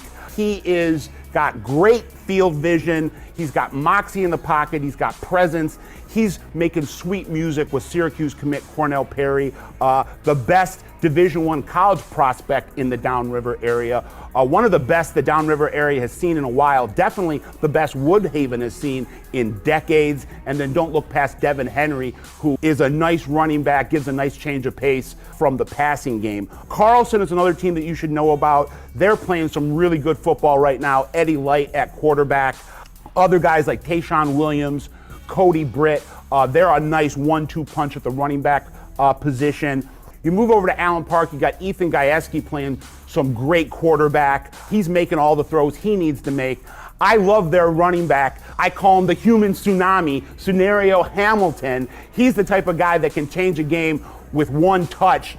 He had 3 touchdowns in a game earlier this season. You move over to Riverview, who's in the Huron League, and you got Preston Thompson back at quarterback, and you got Jake Shoup, who's really having a breakout season at running back. So lots of really excellent football being played. Definitely, if you have a chance, go check out my main man, Ashton Molman, and see some of those sugar dimes, baby. He is the Downriver's own version of Aaron Rodgers, and you got to go check this kid out. And the human tsunami. Yeah, it's great to see Sunario Hamilton back in the lineup for those Jaguars. He was hurt a couple weeks ago. We didn't know for sure what his status was going to be, but he was back in the lineup last week and looking pretty good.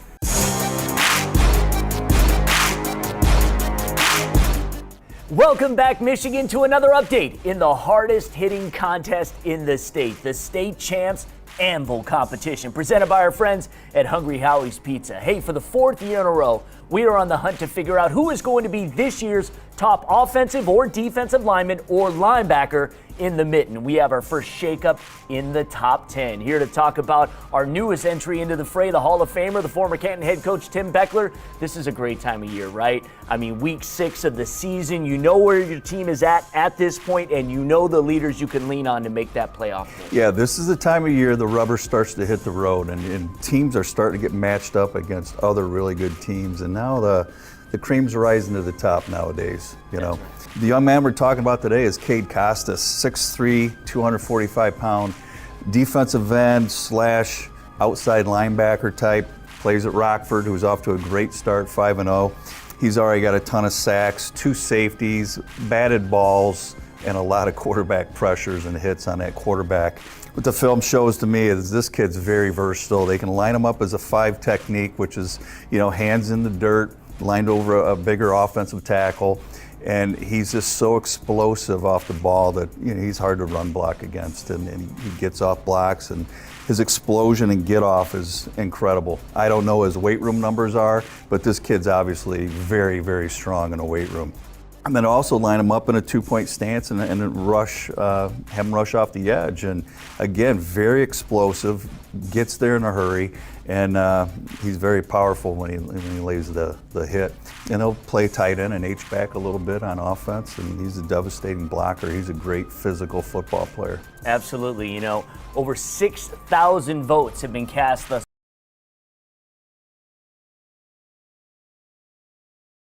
time of this recording. Traverse City Central linebacker Josh Burnham was leading Orchard Lake St. Mary linebacker Jordan Cannon by less than 100 votes, so we have a good battle there. You can weigh in on the competition by casting your own as often as you like. Simply go to statechampsnetwork.com, click on the Hungry Howie's Anvil banner, or just click the contest tab. Congratulations, Cade Costas. Time for Ram Nation to step up and support your guy. We will see you next week. If you're a high school athlete with the dream of playing college sports, Lawrence Technological University wants you to recruit yourself. LTU offers over 24 varsity sports for men and women, along with several dozen world-class undergraduate programs. Athletic and academic scholarships are available in all sports, including its newest additions, competitive cheer and dance, esports, women's hockey, and men's and women's track and field. Visit LTUathletics.com and recruit yourself. Lawrence Tech, where Blue Devils dare. You see that? How you can see every delicious speck of sesame, garlic herb, and Parmesan? That is what flavored crust should look like. Crust so irresistible that if pizza could eat pizza, it would be this pizza. Can you imagine how good a pizza would have to be for it to eat itself? Talk about irresistible. Now get an irresistible meal deal for any budget starting at just $5.99. Hungry?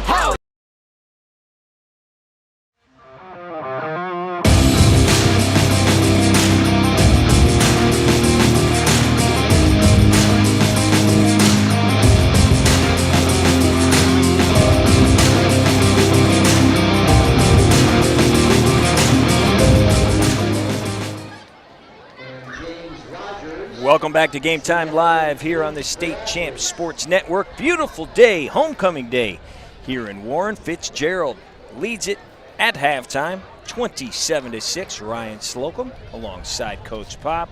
Coach, we heard the West fellas were pretty darn good, and they have shown they are pretty darn good. Trey West so far today has a 92-yard touchdown run. He's got a 45-yard run. He had about a 90-yard punt return that was called back. He has been absolutely incredible. And don't forget about his brother, a 60-plus yard touchdown run as well. This is what makes Fitzgerald go. First of all, I want to talk about homecoming with the band, the cheerleaders, the alumni, the parents. It's just an awesome atmosphere here at Fitzgerald today. So really appreciative because, you know, the time it takes to get this great event going. We met the 2 assistant principals early on who helped us out getting some rosters and things taken care of. And then, you know, the exclamation point, here are the West brothers, just absolutely living up to their explosive billing. And you can see why the coaches talk so much about them. I would love to talk to their teammates because my guess is not only they, you know, really good football players, but I bet they're revered as good kids. And talking to them early, you just got that sense, and that's always a great thing. And boy, oh boy, can they play this game. Woo! And while you're talking about homecoming, you can't forget about the Queen, Coach. You got to talk about the Queen. Congrats to Miss Baker for winning homecoming Queen here, as we are about a minute away from kickoff before the third quarter. All right, so you're down 27-6. You've let up some explosive plays. If you're a Madison Coach, what are you telling your team right now? Well, hey, you talk about what you did early on and had some real positive results. Don't forget, they went up 6-0 on some early Fitzgerald errors. And then an error turned into a touchdown by Troy West on that 60-yard run. It's kind of what's flipped the script here today. And they scored 3 times in a row. Madison has a great stop, gives their team position just on the negative side of the 50. They couldn't do anything with it. Kudos to the defense. And then with about 20 seconds left, you're thinking, okay, Fitzgerald has the ball about the 10-yard line. They're just going to run out the clock. And Trey West just explodes for a 90-plus yard run, going zigzagging in and out. You mentioned the old zigzag everywhere, score every play, and that's what it looked like out here. So instead of 19-6, it becomes 27-6. So, hey, we're going to punt, we're going to kick off. Let's have a good defensive stance, set our offense up in a good position, and keep a hold of this stuff and get that confidence back going one play at a time. Yeah, for the old heads out there, I mean, he has looked like Bo Jackson in Tecmo Bowl so far today. Zigzagging up and down the field for Warren Fitzgerald. It will be Madison Heights Madison kicking it away. I would love for you to go to the West brother and say, hey, listen, Trey, come here a minute. So you guys look like Tecmo Bowl Bo Jackson. One, do they know about Bo Jackson? Yeah. And two, Tecmo Bowl, yeah. Come on, what are you talking about, Coach? Is that on PS5? Yeah, do you have some PS something I don't know about? Yeah. Yeah, that's on NES. What is that? I'm old, leave me alone. That's right, so am Believe me, it's a compliment, fellas. It is a compliment for sure. Now, Coach, I mentioned it earlier. Look at the ball here as they kick off. Laying flat. Don't see that too often. Yeah, you want to bounce that thing around so the great returner doesn't have an opportunity to run with that thing all over the place. You try and bottle them up, but boy, oh boy, one athlete after another. That plan did not work here. Number 81, we told you before, don't have a name on you. But look here, 8-1, great return here, putting Fitz in great position. After a little offensive struggle early, they were having some problems with the exchange out of the shotgun. First 3 snaps were bobbled, fumbled on the very first play of the game, but they have corrected those issues. And Fitzgerald has been moving the ball well ever since. They'll begin this drive, the first of the second half, on the 40. I think Braylon just got his focus back going, caught a couple extra snaps on the sideline, and he's all set now. It is Braylon Lewis handing the ball off. This is West.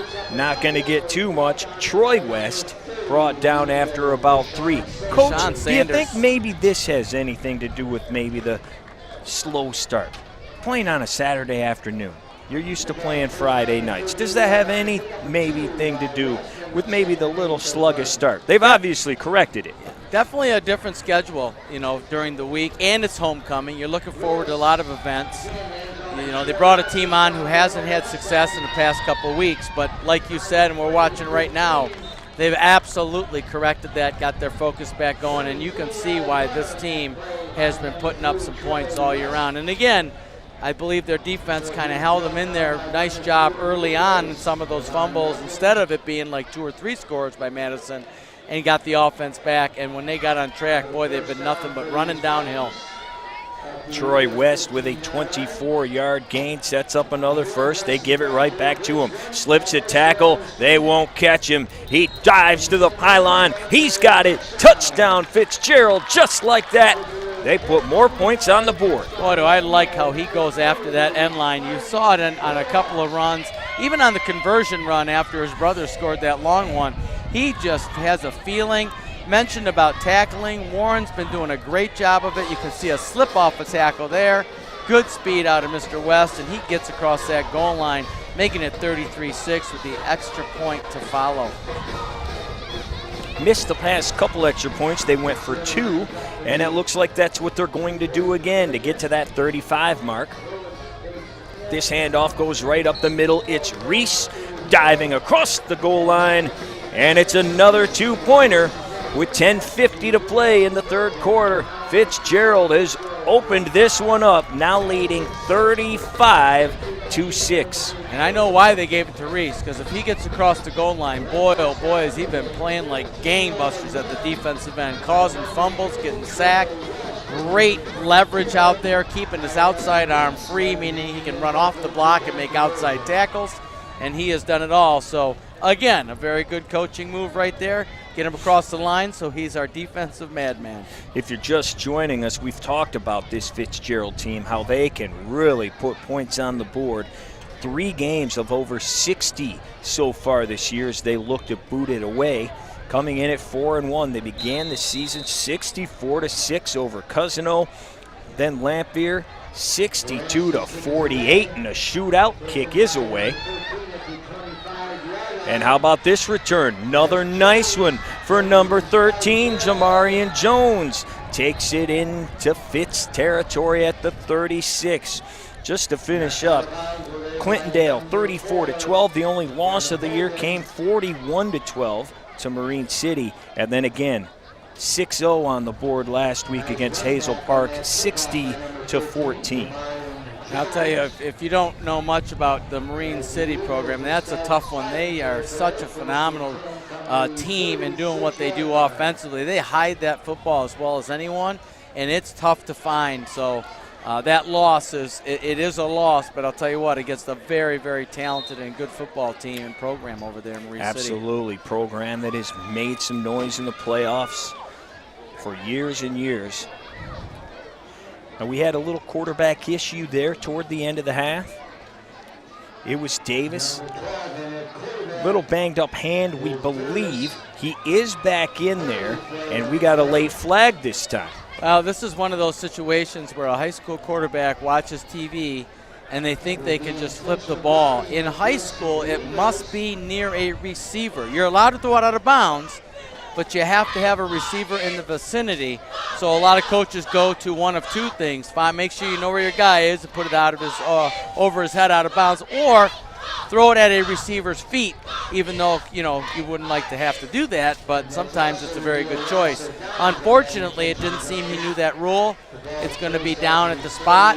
It's going to be second and a really long way to go here for Madison. Yeah, the grounding call is different in high school, so instead of 2nd and 10, he thinks he made a good play. No, sir, you lose 15 yards all the way back to the other side of the field on the 45. Again, I'd really like to see Madison with their trip set go down that seam with number 2. There's just no one on top. I know West is out there at the safety, but it's just such a long run if they throw that early. In this case, it would be number 9 running up the seam. DeMarco Vaughn, number 5, also in the backfield. He has the lone touchdown for the Eagles. He's been getting the majority of the work.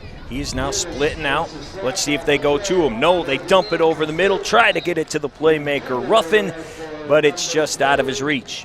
You see Davis is down again. That arm is really bothering him still. You can tell he's going to try and shake it off the young man, sophomore. Really throws the ball well. I know that early on that sack fumble, he landed funny on that arm, and I think it's bothering him a lot. They had a really nice looking middle screen going there. If they could have had that completion, they had 3 blockers on 1 linebacker, and I think Mr. Ruffin would have had some room. But you got to make sure and get that completion taken care of first. Coach, and it may be a shoulder. It looks like they're looking at that on the left side. He did have a long sleeve shirt on earlier. That got ripped on the play. Tried to hang in there for a little bit, and then the last couple of series, we saw Ruffin at Q, and we also saw Smith at Q. And back out there, we watched him during halftime. Looked like he was throwing the ball just fine, but again, after that hit, he came up kind of holding his arm on his body, and they are looking at him over there. Called the timeout, I think also to give him a breather and just to check him out. Yeah, we'll see what they do here. All too often when a QB gets hit while throwing, you just don't have the ability to take control of how you land, and you just land in some funky positions. You almost would rather be wrapped up and taken down versus kind of shoved down off balance like, and you land in a funny way. But I see him coming back out there, so good for him. He's really trying to lead his team, even though I know he's in pain. Well, he's got to lead him quite a ways here on 3rd and 29 from the 45. Short hop on the snap. He has to just fall on it. Not the start the Eagles were looking for here. They're going to have to boot it away after beginning this drive on the opposite side of the field. Yeah, we're going to have to, again, good defense there. That's just simply a drop snap, unfortunately. And again, I believe that's weighing on his mind. I see him back and to snap the punt, and you're right, Coach. I think it is his left arm that's bothering him more than his right arm. So he might be able to throw well, but that just, I know, is messing with him mentally. It's just tough to overcome that. Well, if there's been a bright spot, number 8 has definitely been a bright spot. That is Corey Hanna, the junior punter. He's had a couple of boomers. He has a powerful leg. It pops off that foot like you see great punters, and it's something you can't explain. And there's another one. There you go. Just and they're not explosion. coming after him. This is 81 again, and he's got plenty of room. Let's see what he can do. Beautiful block there. He's going to take it across the 50, tiptoes his way to about the 48-yard line. I know everyone loves that peel back block, but that is no longer legal in high school. You cannot do that blind side type of block and hit him with shoulders. If you lead with your hands, you're okay, but when you go for that drill shot, you just can't do that anymore in high school football. As a matter of fact, I don't believe you're allowed to do it at any level anymore from behind like that. And great shot of it right there, coming down the sideline right at you. You know, the first game I ever covered in high school was Saginaw High in 2002. And they had a senior on that team by the name of Lamar Woodley. And he broke a man free on the first 3 punts of the game. Were all taken back, and every single one was exactly what you're talking about. Yeah. And he may be the reason for the rule, Coach, that very because well could be. He darn near decapitated the guy 3 straight times down the field.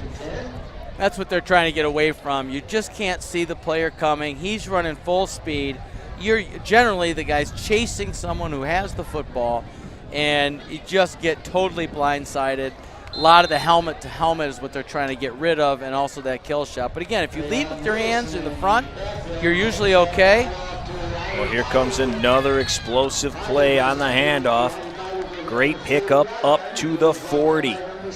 Boy, I sure wish we had his name, because he is really looking like one of those guys who's a future player for them. Holy smoke-a-noli. Yeah, another great pickup. So it sets up first down from the 40. We're going to work on getting his name. We sent a representative of state champs to go down there. Braylon, great defense there. Incredible interception. That's Dior Walker. How about that, Coach? Jumped right in front of the receiver to take that away. That's his second one of the game. He's the one who had the one here on the sideline as well. Really nice job to decide to undercut that ball. You'd like to see Braylon throw that up so that his receiver can go and get it. Instead, he tries to throw that strike.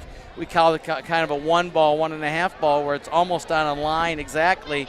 Great job undercutting that, getting in there. And a secure catch. Might want to start looking at him at a receiver. You know, the old-time myth, if you will, is they don't catch the ball very well. That's why they're defensive backs. But he really catches that football very well. And Mr. Walker might have a spot on the offensive side of the ball as well. Yeah, absolutely. Getting right in front of there, taking that ball away. Awesome job for his second pick. We told you about Ruffin earlier in the game. 4 picks in 1 game for Ruffin. Well, his buddy Walker has 2 right now. This ball gets away. It's going to sail high. Coach Davis is back out there working with that arm that's giving him a little problem. Again, I just really like his toughness and staying in there, and I know that's bothered him. And those little things, it's really hard to overcome. And again, he's young. This happens his senior year. You don't even notice it, but when you're a young kid, it just kind of weighs on your mind. Yeah, number 81, Bernard Adebayo. Great job by him in this game. Thanks, Mr. Throw Kidd, for gets getting out us there. that info. Ruffin is absolutely drilled. 3-on-3 crime that time. It's West hitting Ruffin the second he got it. And again, I wish they'd take that shot to number 2 down the field. I think it's a better opportunity. He's actually covered up on this one, and you see in this case the DB just coming and closing really fast. It's a long throw for the QB to begin with. Nice job on the defensive side of the ball there.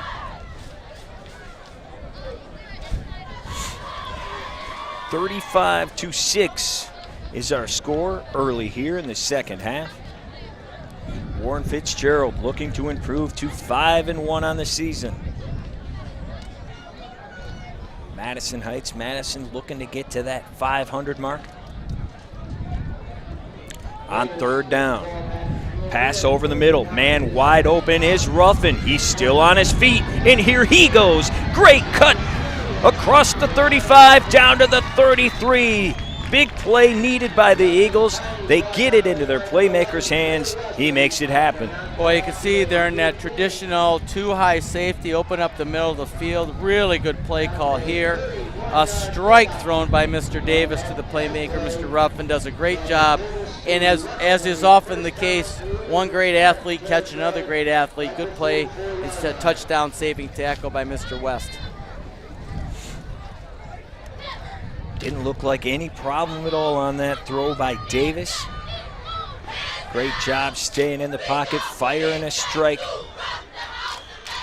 And a new set of downs from the 34. This time it's the big back rumbling his way across the 30 down to the 28. Again, great job by the big fellas in the offensive line. Number 54 doing a great job, Mr. Hunt. 55, Graves. Nice job opening the hole on that left side of the line. And of course 51, our guard, Draylon Johnson, doing a good job. And the big man running up in there hard. Yeah, Chris Glenn getting a couple touches down when they were pushed up against their own goal. This time getting him at midfield. He's still out there, number 22. They're gonna throw, got his man again. And how about the shiftiness from Ruffin? He picks up another first down. The ball does come loose. And it's going to be picked up, I believe. Is that number 9?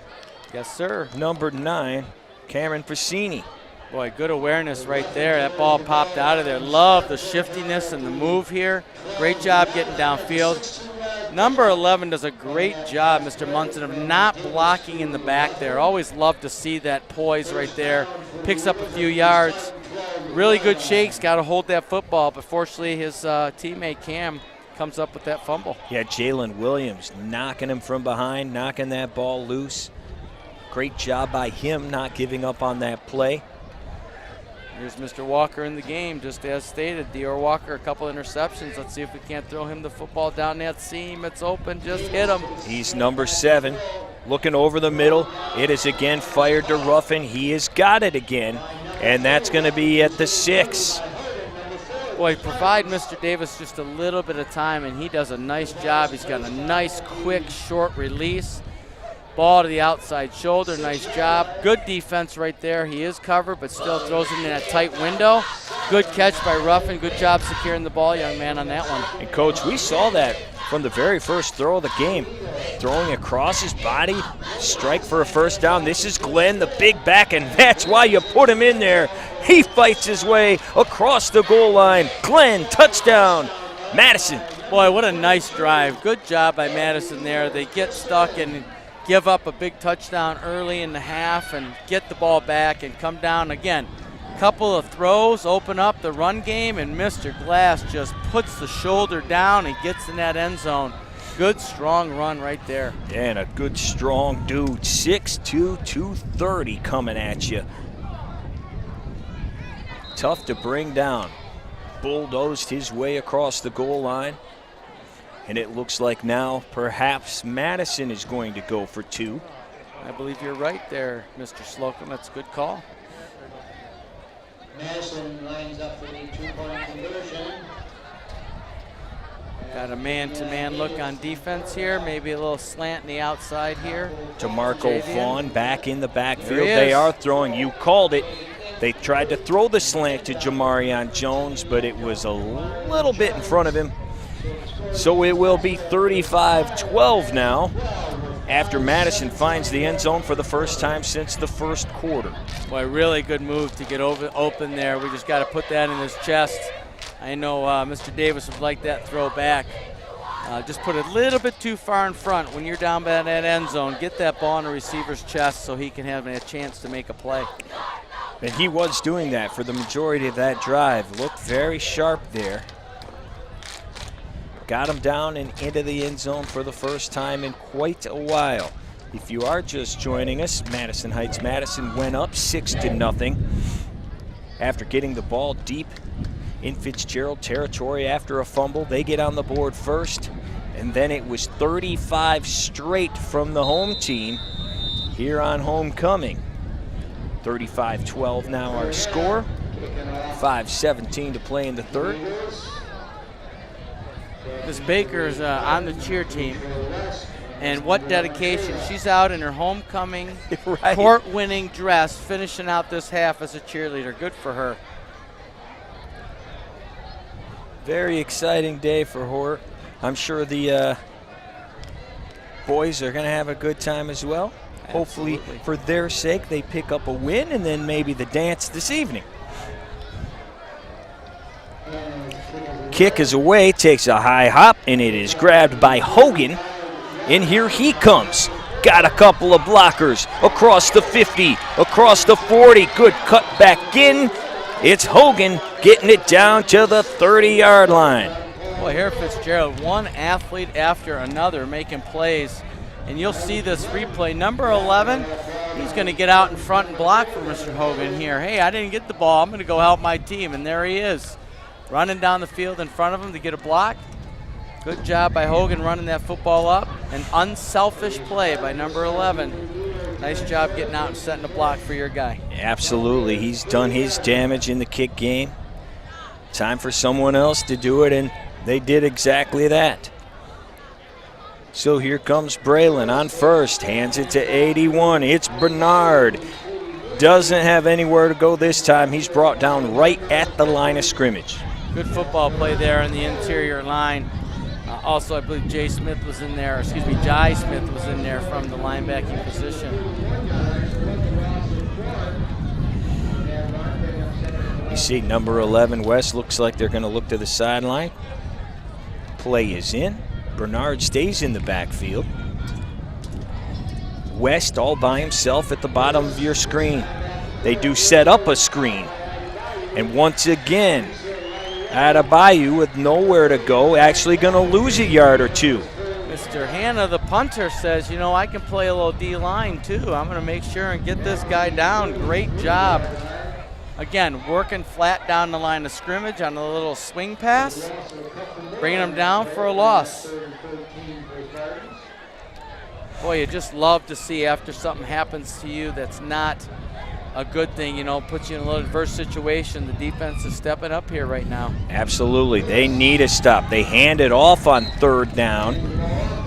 Gain of a couple, but they really just get back to the original line at the 30. Deshaun Sanders that time from the linebacking position gets up in there, makes a short tackle, wraps him up and brings him down. So it is fourth down. Fitz wasting no time. Braylon takes the snap, looking to the top. He's got a man down there. The throw is incomplete, just out of the reach of Brandon Gordon, who does have a touchdown of his own today. So it will be a turnover on downs. Great job by the Madison D after allowing the kick to get all the way down to the 30. They stand strong. Absolutely. Nice job and great coverage right there by Mario Brown. As you said, Mr. Gordon has an early on touchdown. I'm kind of waiting for the fade there possibly. Tried to bring him on the post route. Good coverage by Mr. Brown and the turnover on downs. Ball on the 30. All Madison's looking for is one positive play after another and just see what happens. So let's build on our drive last time of a touchdown and see if we can get another one. Absolutely. 35-12, 3:24 to play in the third. Coach, this game is not over, especially if Madison can find a way to put more points on the board on this possession. Absolutely. Just keep having positive things happen, and that's how you grow as a program and a team. Davis has his man. He's got him. It's Piscini. He's going to be near a first down at around the 40, about a yard short. Really like that ball position right over the linebacker's head. Piscini going up. Again, a hands catch. Boy, we're seeing more and more of that. Good for these young guys working on that. And now we're playing with some tempo. Davis again throws, first down. That's going to be Ruffin across the 40-yard line to the 41. Boy, they got a really tough spot here. I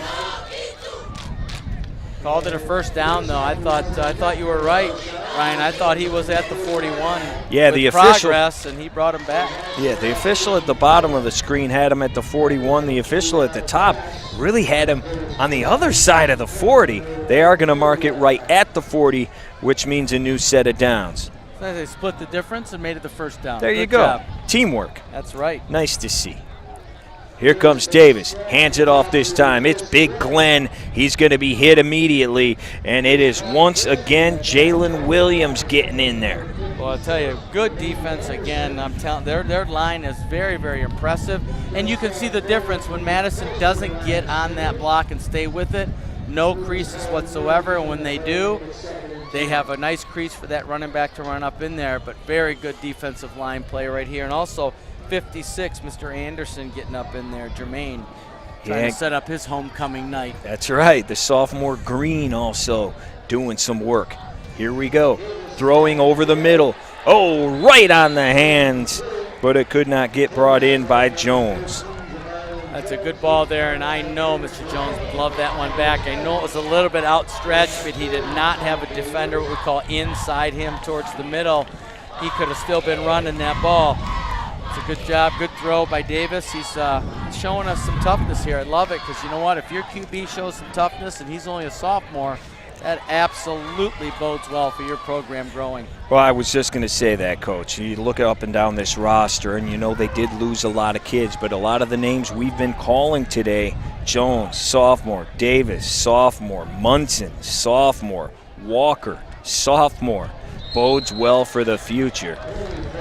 And I believe we're going to get an offsides this time, Coach. Did anybody flinch down there first? No, I think nice little hard count. Drew off the big defender there. He's used to getting off in that snap count. Nice little freeze call there by Coach. Makes it 3rd and 5 instead of 3rd and 10. Nice job. So it is definitely 3rd and manageable. Madison Heights looking to make something happen. 3rd and 5. Ball at the 45. And we got a flag. Looks like it's going to move back. So they lose the 5 they just got. And back to the 40 they go. And unfortunately, we another case of a little bit of an antsy receiver. Instead of looking at that ball, was going on the count himself. Just got to be patient out there. Get your eyes on the ball. When that moves, then you move. Yeah, we've seen that twice now today. Receiver got a little excited. 3rd and 10 from the 40. One of those sophomores, Davion Davis, with the ball.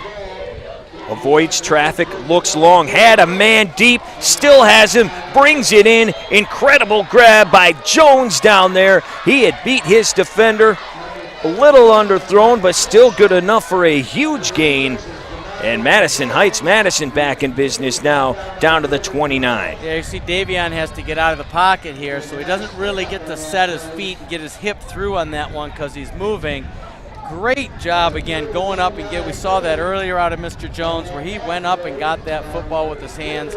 Very reflective of that catch there. Good job of Davion instead of just taking off running. Keep his eyes downfield.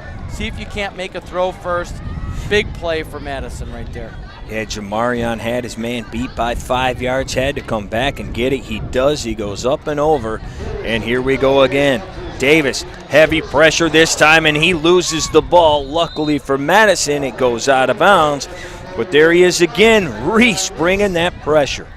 And again, I think they're trying to get the outside leverage on him, but he is so quick to get outside shoulder on that tackle. He's even beaten the back for they're trying to double team and get outside. They just can't seem to do it.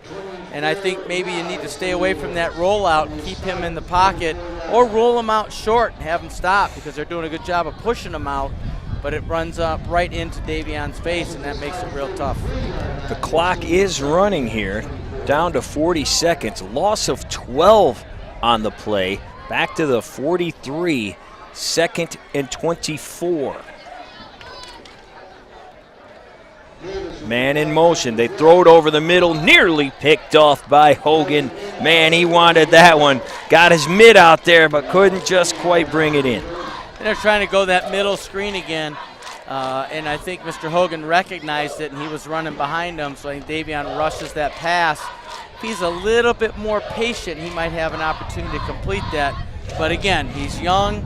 He's just getting some experience in game, and he will become better and better. I really like his game. He does show a lot of poise in situations. He's getting his guys in the right spots to begin with. He's going to be just fine as a QB in high school. One of those young Eagles. Here comes the big back in that 22. It is Glenn on 3rd and 24. Need another big chunk here. Davis looking long again under pressure, trying to get away, keeps it himself, and just runs out of bounds at about the 45. State Champs is located on the campus of Lawrence Technological University. They offer over 20 varsity sports, including football. You can recruit yourself at ltuathletics.com. 20 seconds to go now before we hit quarter number 4. 35-12 is our score. 4th and 24 now. And unless Mr. Davis drops back, it looks like they are going to go for it. They need to get inside the 20. 3 receivers at the bottom of your screen. Davis has time, throws it right at a defender, but it is going to be dropped by Shantavius Chavez. The sophomore got some huge eyes on that one, but it is a turnover on downs. No harm, no foul. Fitzgerald will take over. Yeah, that's a tough one. That's going to be a long developing route. You have the number 3 receiver. They're trying to get him all the way across the field, and if he gets there, he has some opening. However, it just takes a long time. You get pressure in your face. He ends up rushing it at the end. Good play by Fitzgerald. Yeah, you think the sophomore got a little wide-eyed on that when the ball came right at him. But, as we say, they get the ball. This is West working the Wildcat. Gets outside, picks up the first down, will not go down. Look at him. Look at the high step. They got him by the shirt. He's still on his feet. He's still pushing. Incredible play down inside the 15. I'll tell you what, Coach, he's done some pretty awesome stuff so far today. I don't know if you can top that one. I think that was the best one of all. Just sheer determination, strength, and you're not bringing me down. Not bringing me down until you bring the whole team. And I'll tell you what, that was a phenomenal run. And again, like you said, the open field stuff is great, but he's got that determination, desire, and strength to go around. He just kept churning. He absolutely did. They're going to bring this one back, but that is going to be the final play, I believe, of the 3rd. We'll wait for the official here, see what we get. Going to have a foul at about the 42. I believe there's a block in the back, which is something that often happens. It could be, it looks like a 15-yarder, so it could absolutely be one of those blindside hits again. And it is. It's a personal foul, so that will come back. But, my gosh, that's still going on the huddle tape, Coach. Oh. I mean, that was incredible. Absolute highlight reel, no doubt about it. And that will be the end of the 3rd, so they take it back, as we said, and they'll do it one more time. There will be play here. Untimed play. So this is the other West brother. Troy got nowhere to go, brought down at the almost 45-yard line. So that will be our final play of the third. The home team, Fitzgerald, leading here after 3 quarters, 35-12. We'll be right back after this. You see that? How you can see every delicious speck of sesame, garlic herb, and Parmesan? That is what flavored crust should look like. Crust so irresistible that if pizza could eat pizza, it would be this pizza. Can you imagine how good a pizza would have to be for it to eat itself? Talk about irresistible. Now get an irresistible meal deal for any budget starting at just $5.99. Hungry? Howie! We view technology a little differently at Lawrence Tech's College of Architecture and Design. We believe it makes lives better, more beautiful, that it enables people to connect and empowers them to create. We see technology as a reflection of people at their best, and that it should be designed to make us more human, not less. Come redefine technology with us at LTU's College of Architecture and Design. Back for the fourth quarter here at Warren Fitzgerald, the home team leading Madison Heights. Madison 35-12. The West show has continued. It has been Troy and Trey. This is Trey out of the Wildcat. He's going to take it again. Got a little bit of room, brought down after a gain of about 4. Well, he just had to have a little I'm a human being type run right there in a 4-yard just Wildcat a 4-yard run. gain. But I tell you what, I sure like that backfield. Oh. Brother and brother, either one carrying it's very, very dangerous. You could develop a couple things from that. And then, you know what, he's out, put him at receiver, get Braylon back in there. That is the case. You see number 11 come to the bottom. This time they hand it to Troy. He is going to be right near that first down marker, which is the 46. Might end up a hair short, though, Coach. Yep, I believe he's just short on that. Good tackle at the end there, but again, good, strong run up in there. He was hit early, but did not go down on first contact. Going at tempo now here again with less than a yard to pick up the first. Braylon is at Q. He's going to hand it off to Troy. He's got it and plenty more down to the 42. Boy, and this is what you love to see. I know Coach Shakespeare right now is saying, I love this. 4 and 5 and a crack, 4 and 5 and a crack. Take that down the field. Just keep punching away at it. Don't need the big play now. Let's run some clock, take that out, and just absolutely finish this game strong. 1st and 10 now from the 42. Braylon gonna keep it himself this time. Haven't seen that. Great trip up, though. How about Pacini coming in there and getting him by the shoestring? Well, I'll tell you what, he's recovered a fumble. He's made some really nice catches. Right here, he shows his defensive prowess. Again, nice job getting the big guy down to the ground. Braylon is a big fella. He's about 6'4" and 215 pounds. Good tackle. 2nd and 10. Clock is moving. 10 minutes to play now in this ball game. Braylon gonna keep it himself again. Kinda tries to dump it off. The ball is tipped and grabbed by a lineman. Try to bring him down. There is a flag, but that's Jermaine Anderson rumbling his way for a first down. The ball is tipped, so I don't believe that's a penalty. I don't believe so either, because I believe a receiver tipped the ball first, and then the lineman caught it. So a lineman did not touch it first. I don't know if that's in the playbook, but they're going to review that, because I tell you, 56 does a nice job rumbling down the field as well. And we do have a man down on the near side of your field. It is Jamarion Jones. He is holding his right knee or leg area. We have a trainer out there with him. Hopefully he will be okay. She's bending that foot. That says cramp to me. That's a good sign, absolutely.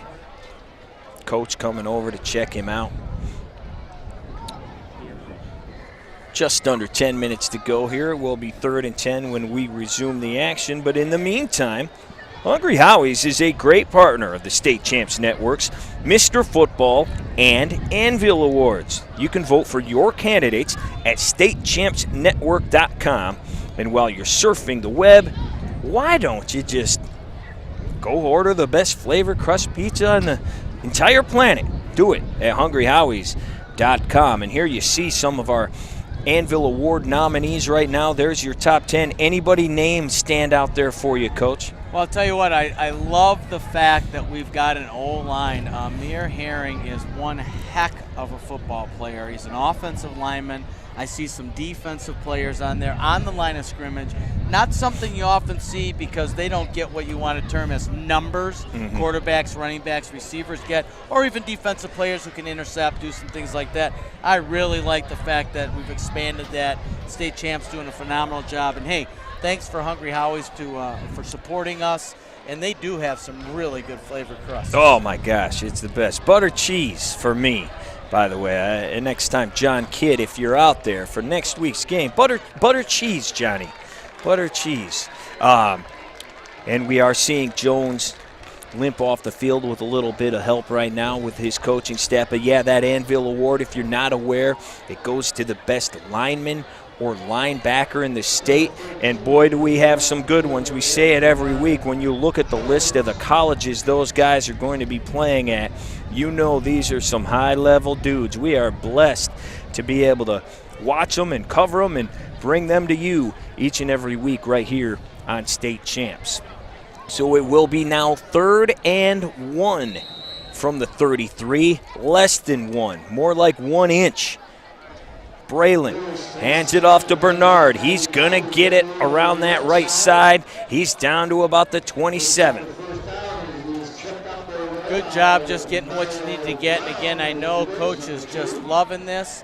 You know, you might say Shakespeare's writing the script for the end of the game. Well done. Just powering the ball down, eating up that clock. It's a really good job by the O-line creating creases. Here we go again. It's Adebayo. Gonna take it down to about the 21. Another good gain on first down. About 8 that time. You know, again, I'm not sure what grade Bernard is in, but one of the things that you see in programs is the young guys want to emulate the good football players, and boy, does he run like Mr. West. Troy West, really hard up the field and just stays with what he wants to do. It's a really nice job. And with the 35-12 lead, he is getting some work, but he is met this time by Jai Smith. Wasn't going to let him go too far. He may be just short of the first. We'll have to see. Boy, really nice job by Jai coming off that edge there here. But again, spinning forward is always what you want to see out of your running backs. That's a great job. Back there again. He gets it again. He's keeping his feet moving. He's across the 15. I'll tell you what, Coach, Fitz just keeps coming at you. That's what you love to see, absolutely. And again, if you recap this game early on, you're looking at 35-12 now if you're just jumping in. It was 6-0 Madison after one fumbled snap after another. Had to get some refocus.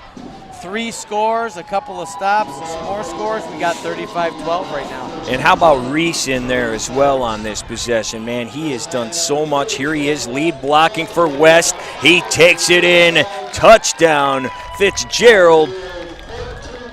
Troy West again. Well, I'll tell you, they're tallying the TDs in the West household. Holy smoke-a-noli, what a day for them. And again, up to 41 points now for Fitzgerald. You mentioned they had toppled 60 a couple of times, and you can see why. Explosive, but also in this drive, pound, pound, pound. Expose a big opening. Nice 20-yard run for a touchdown. That's what this team does. They put points on the board. They can do it in a hurry.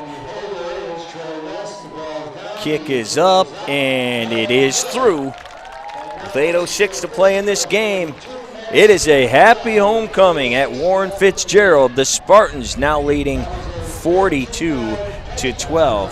And Coach, this is a team, what do you think moving forward? We're only 6 weeks deep here, but they're going to improve to 5-1. when you have dudes on the field that can do what the West brothers do, and they're not alone, we've seen other guys as well, man, they're a team that could do some damage. I'll tell you, anytime you get real good athletes who are coached well and they're making plays when plays need to be made, that's always the key. You know, everybody can make a play when it's really not necessary in the game, but when this game was not looking pretty, Troy Lewis picked up a football that had hit the ground after hitting the QB's hands and ran 60 yards and flipped this whole game around. So you'd love to see that. They can absolutely do damage because they also play solid defense.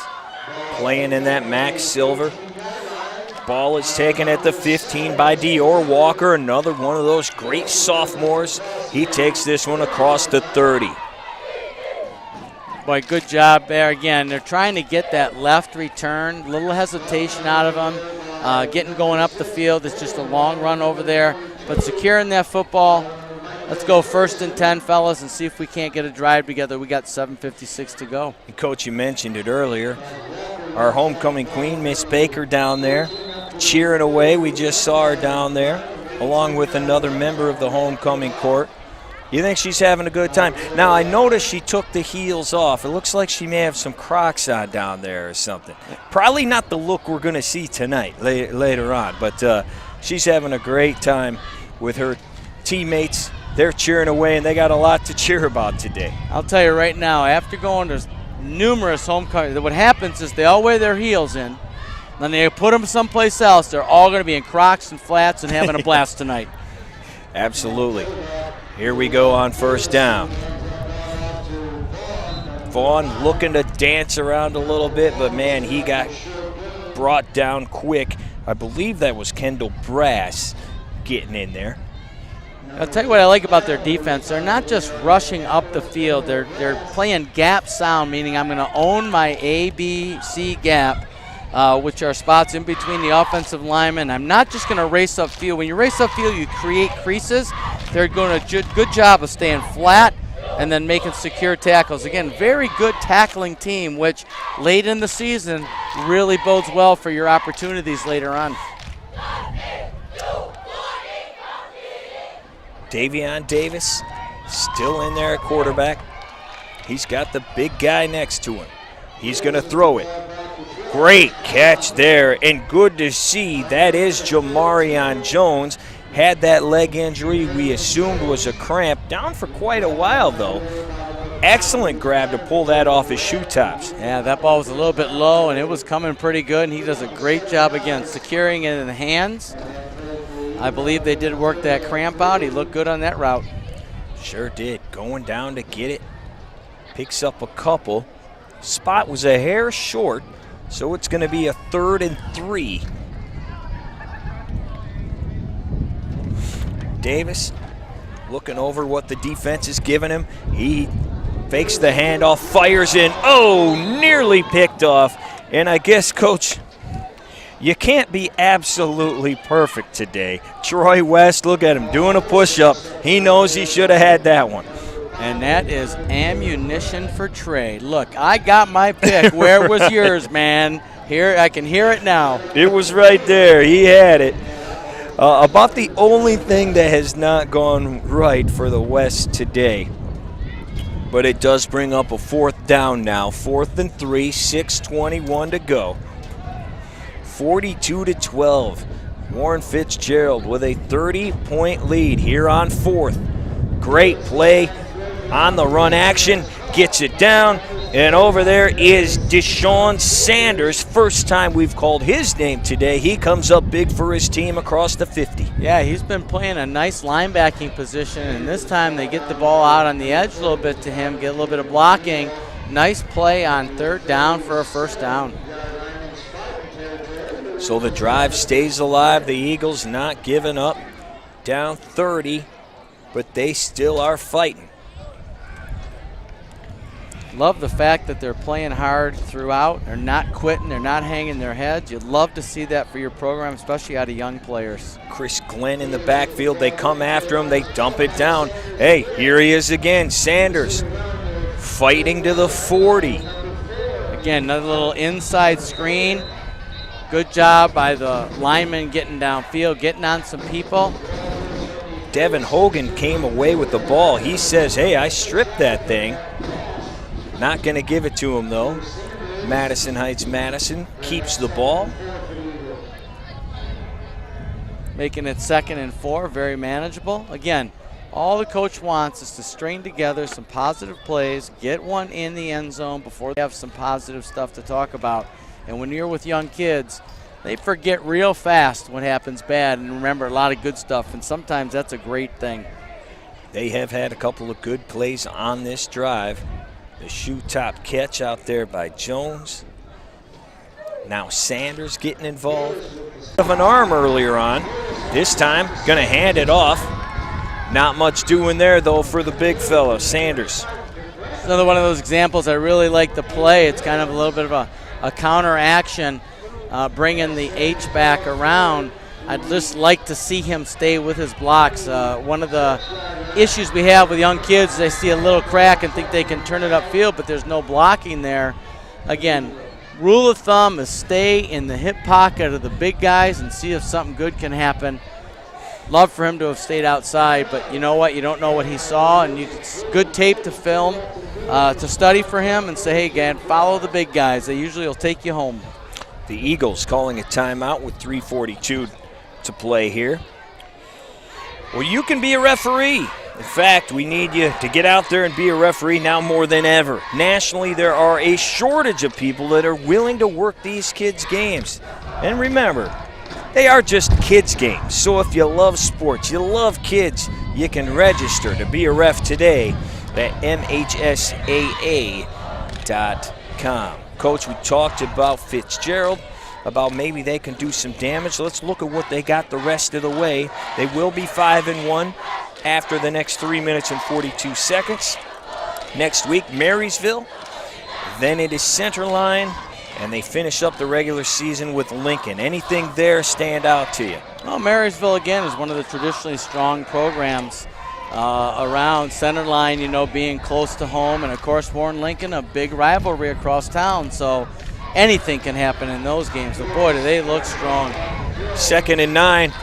Davis looking for the touchdown, and how about that? Coming out of nowhere is West. Incredible interception. I mean, this guy's Superman out here today, Coach. Well, that one right there seals the deal, because on this drive we'll remember a drop by the brother, and I promise you he'll bring it up. And then, you know what, I'm just going to one-hand this thing, get up the field with it, get us in, again, good field position, and just what they do call trucking someone at the end of that run.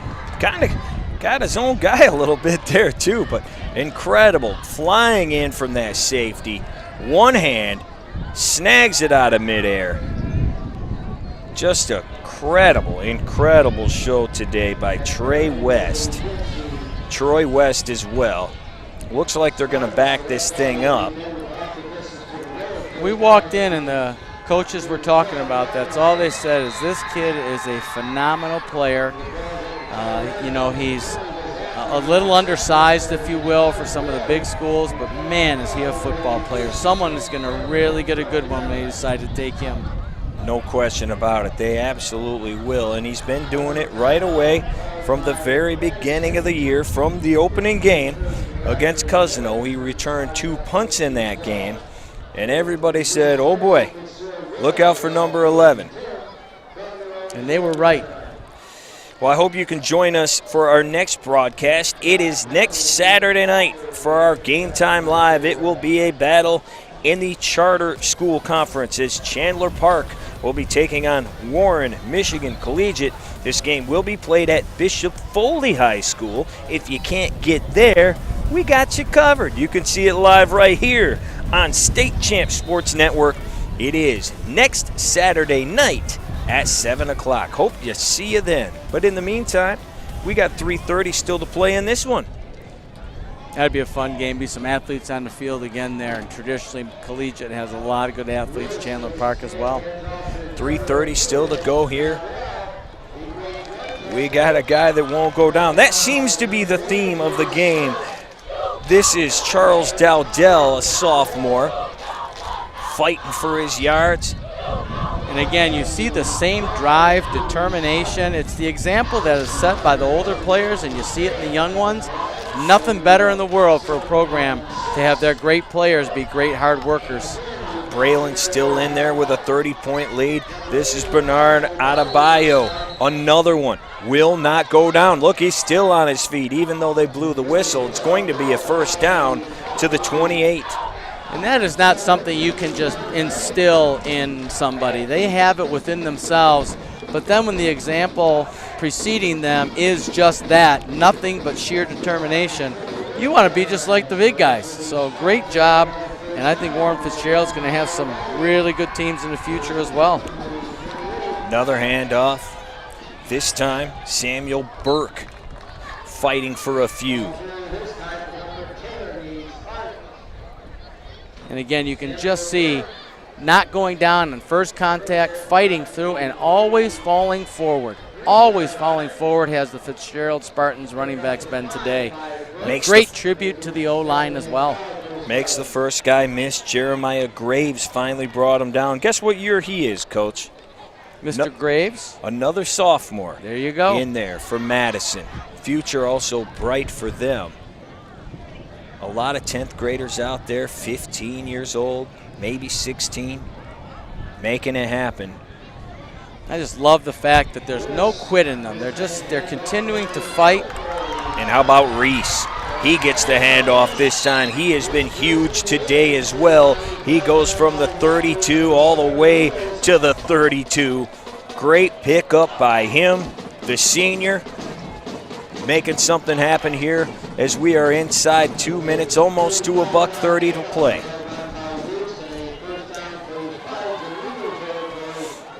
Well, Fitzgerald just keeps on running it.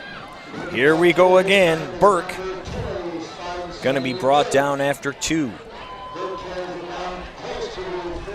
I bet Coach goes to the knee in these next plays. He can run the clock out now. Let's see if that's what he employs here. Yeah, no timeouts left for the Eagles. Probably wouldn't call them anyway at this point. And they are. They're taking their time now. With the clock at 1 minute to play. Just letting that clock go.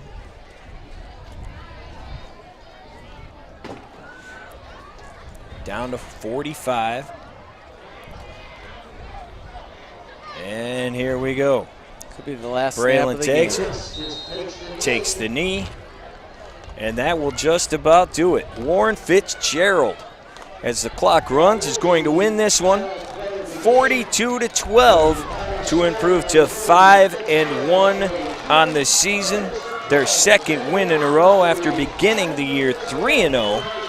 And another dominant performance, Coach. I know exactly where you're going to start when you sum this one up. The West brothers, who we've been talking about all day. But I also want to give a shout out to the quarterback. After a rough start, he did his job the rest of the way as well. Absolutely. And one might say the sun sets in the west tonight for a homecoming dance. Well and done. I really like how the staff got Braylon over with the center. Hey, just go get 10-15 snaps while we're playing defense. We come back with a good focus. Just catch the football. Give it to our great athletes, and sure enough, that's what he did. And I also really like he threw a great touchdown pass later on in that second quarter. And I know that gave him a lot of confidence. But boy, one explosive big play after another for the Spartans, and it's going to be one happy homecoming for them. Yeah, and you can tell it's already started down there in front of the band. The Spartans singing the fight song as they improved to 5-1. Mr. Gordon was the guy that caught that 15-yard touchdown pass. Great job by him. As we head to the other side, Madison Heights, Madison falling to 2-4 on the year. The rest of their schedule, you talked about Marine City. That's who they have next week. They will finish out with Clawson and then Henry Ford in Week 9. Thoughts on them? We know they're a young team moving forward. Well, again, when we first came in and talked to Coach, he was talking about the fact, hey, we had 3 weeks to keep these guys together. He could not stop singing the praises of these kids sticking in there, hanging in there, knowing that this was, going to be a season that was going to be rough. But there they are, not one quit in them. And, kudos to the entire program. I believe Madison's still looking for an AD, Coach was saying. So they've got some things they got to get together, but I also believe they've got a great foundation, and Coach Green looks like to be a really good leader for it. Coach Pop, great job by you once again this week. Appreciate it. Can't wait till next week. As we told you, we'll have the game for you. Chandler Park taking on Warren Michigan Collegiate. That is at 7 o'clock right here on the State Champs Sports Network. So that wraps up Week 6. Warren Fitzgerald, homecoming winners, 42-12 over Madison Heights Madison. For Coach Pop, I'm Ryan Slocum. We'll see you again next week right here on Game Time Live on the State Champs Sports Network. State Champs Game Time Live is presented by Lawrence Technological University. You can recruit yourself at ltuathletics.com. It's also brought to you by Hungry Howie's, famous for flavor. The Michigan High School Athletic Association, promoting the value and values of educational athletics.